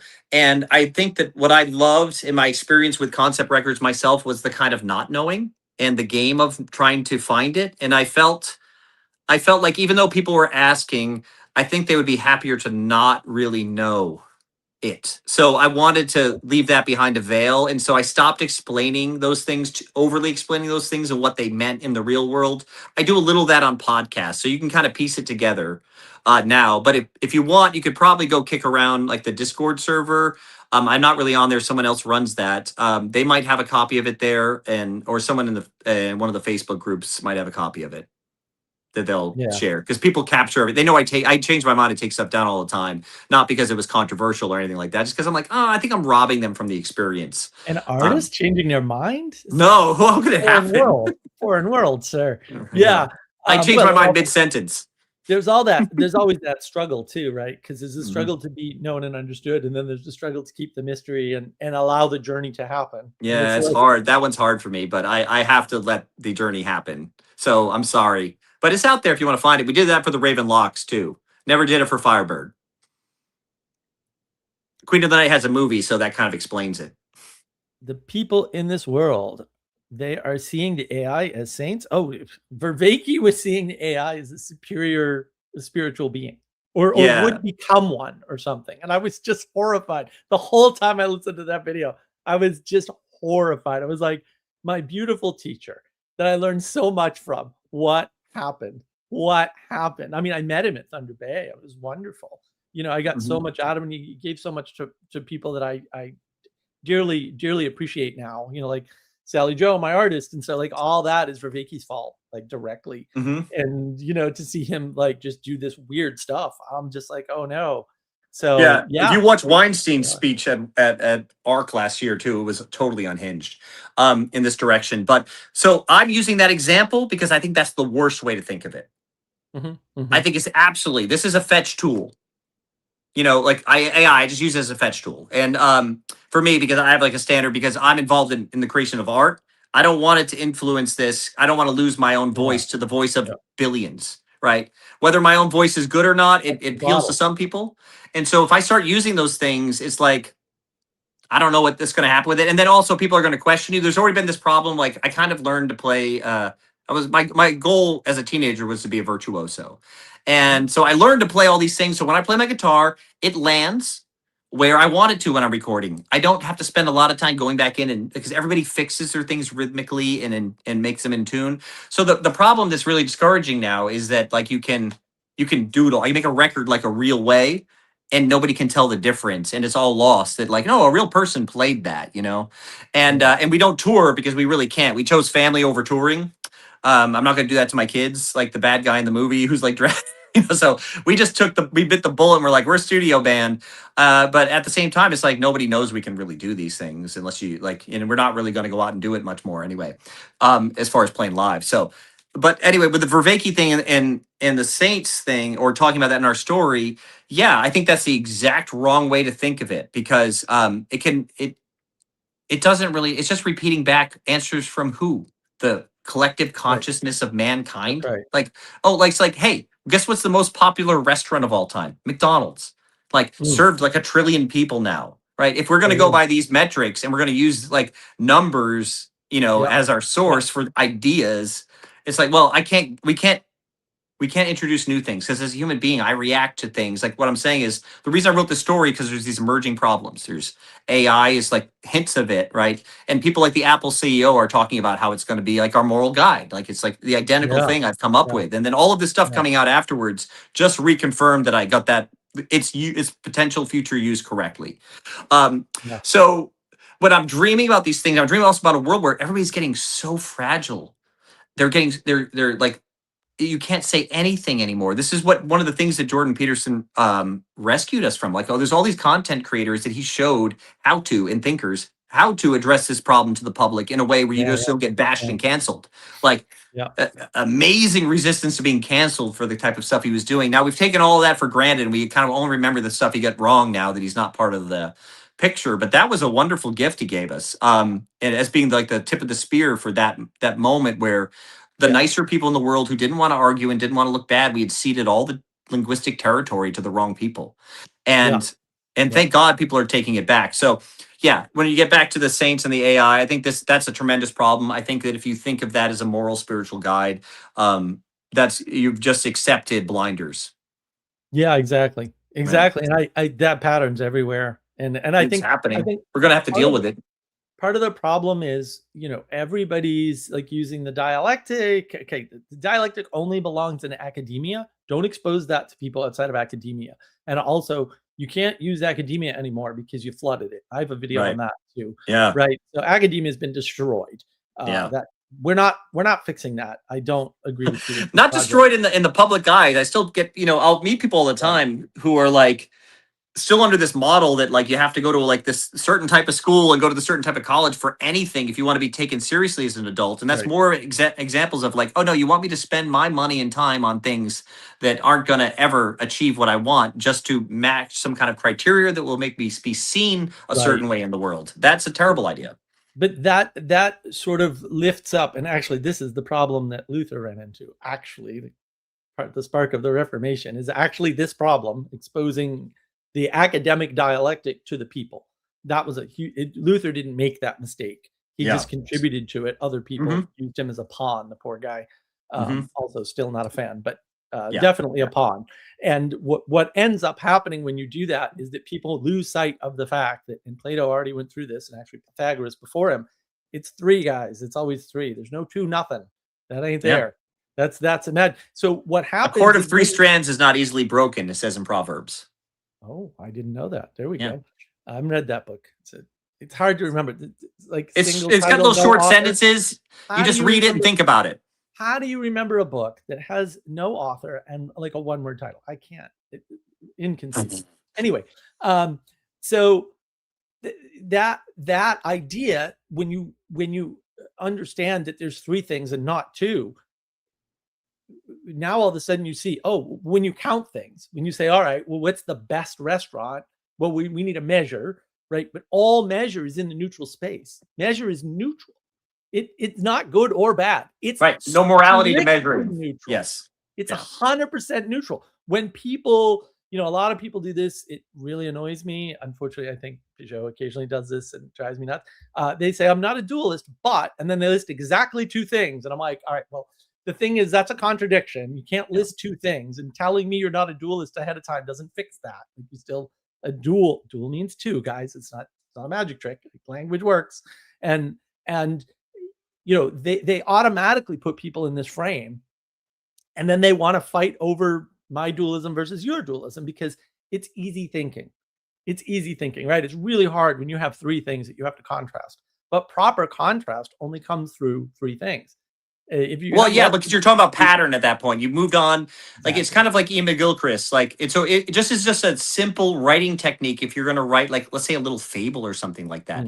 If you have two things, it's a contrast. If you have three things, it's a pattern. Yeah, you can't have a pattern with just two. It could just be a diode that flips, right? And so there's this like let's think about like in a Trinitarian sense, that shapes exists lower, but not in a way that has the same eternal particulars. I don't know if that makes sense to anybody. That's just the way I'll say it. So I'll give you an example. Hey, let's go to an old proverb. Okay, by wisdom the house is conceived, through understanding it is built, and through knowledge it is established, or the rooms are filled.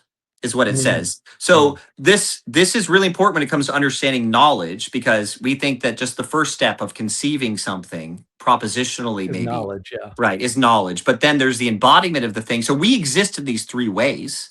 Those Right. three ways. So for example, like I have an energy that fills my body, which would be like the knowledge of what to do and how to act and to be able to do that in the world. But I also have a body that can host that energy, and then I have a mind that can govern over this in principle and get the idea right. And then when we complete the cycle, we can go back and say, is this good, very good, or bad?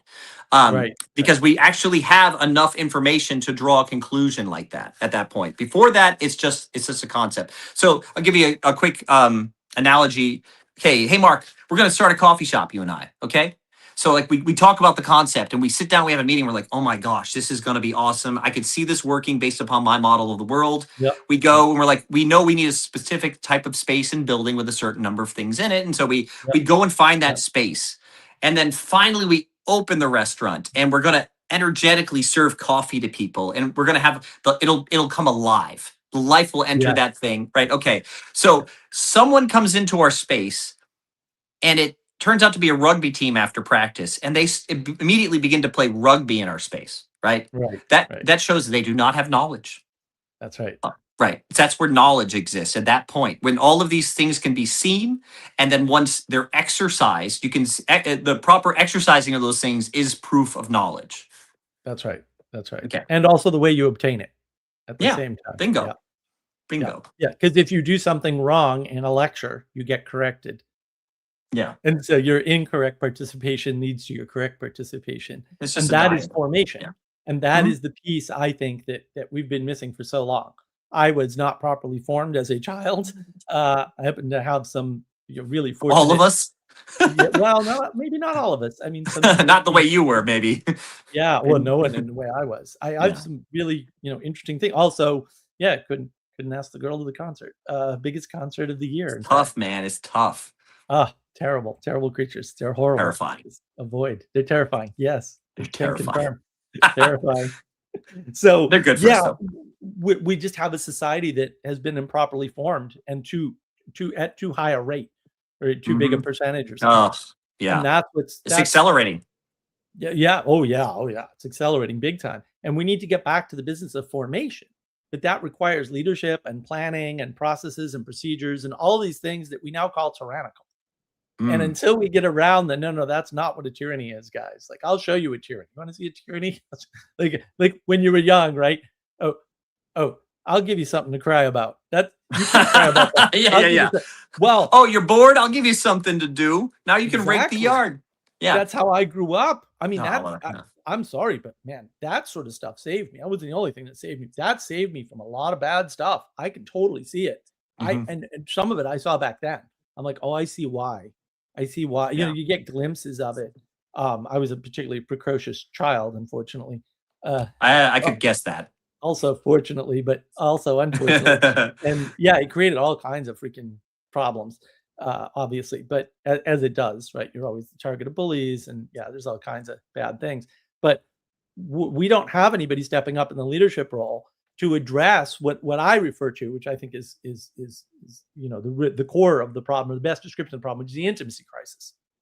Yeah. The intimacy crisis is this inability to understand that relationships have a quality, not a qualia. That's a garbage word that you should throw out. Not listen to anybody who uses that word. Just never Really? listen to another word they say.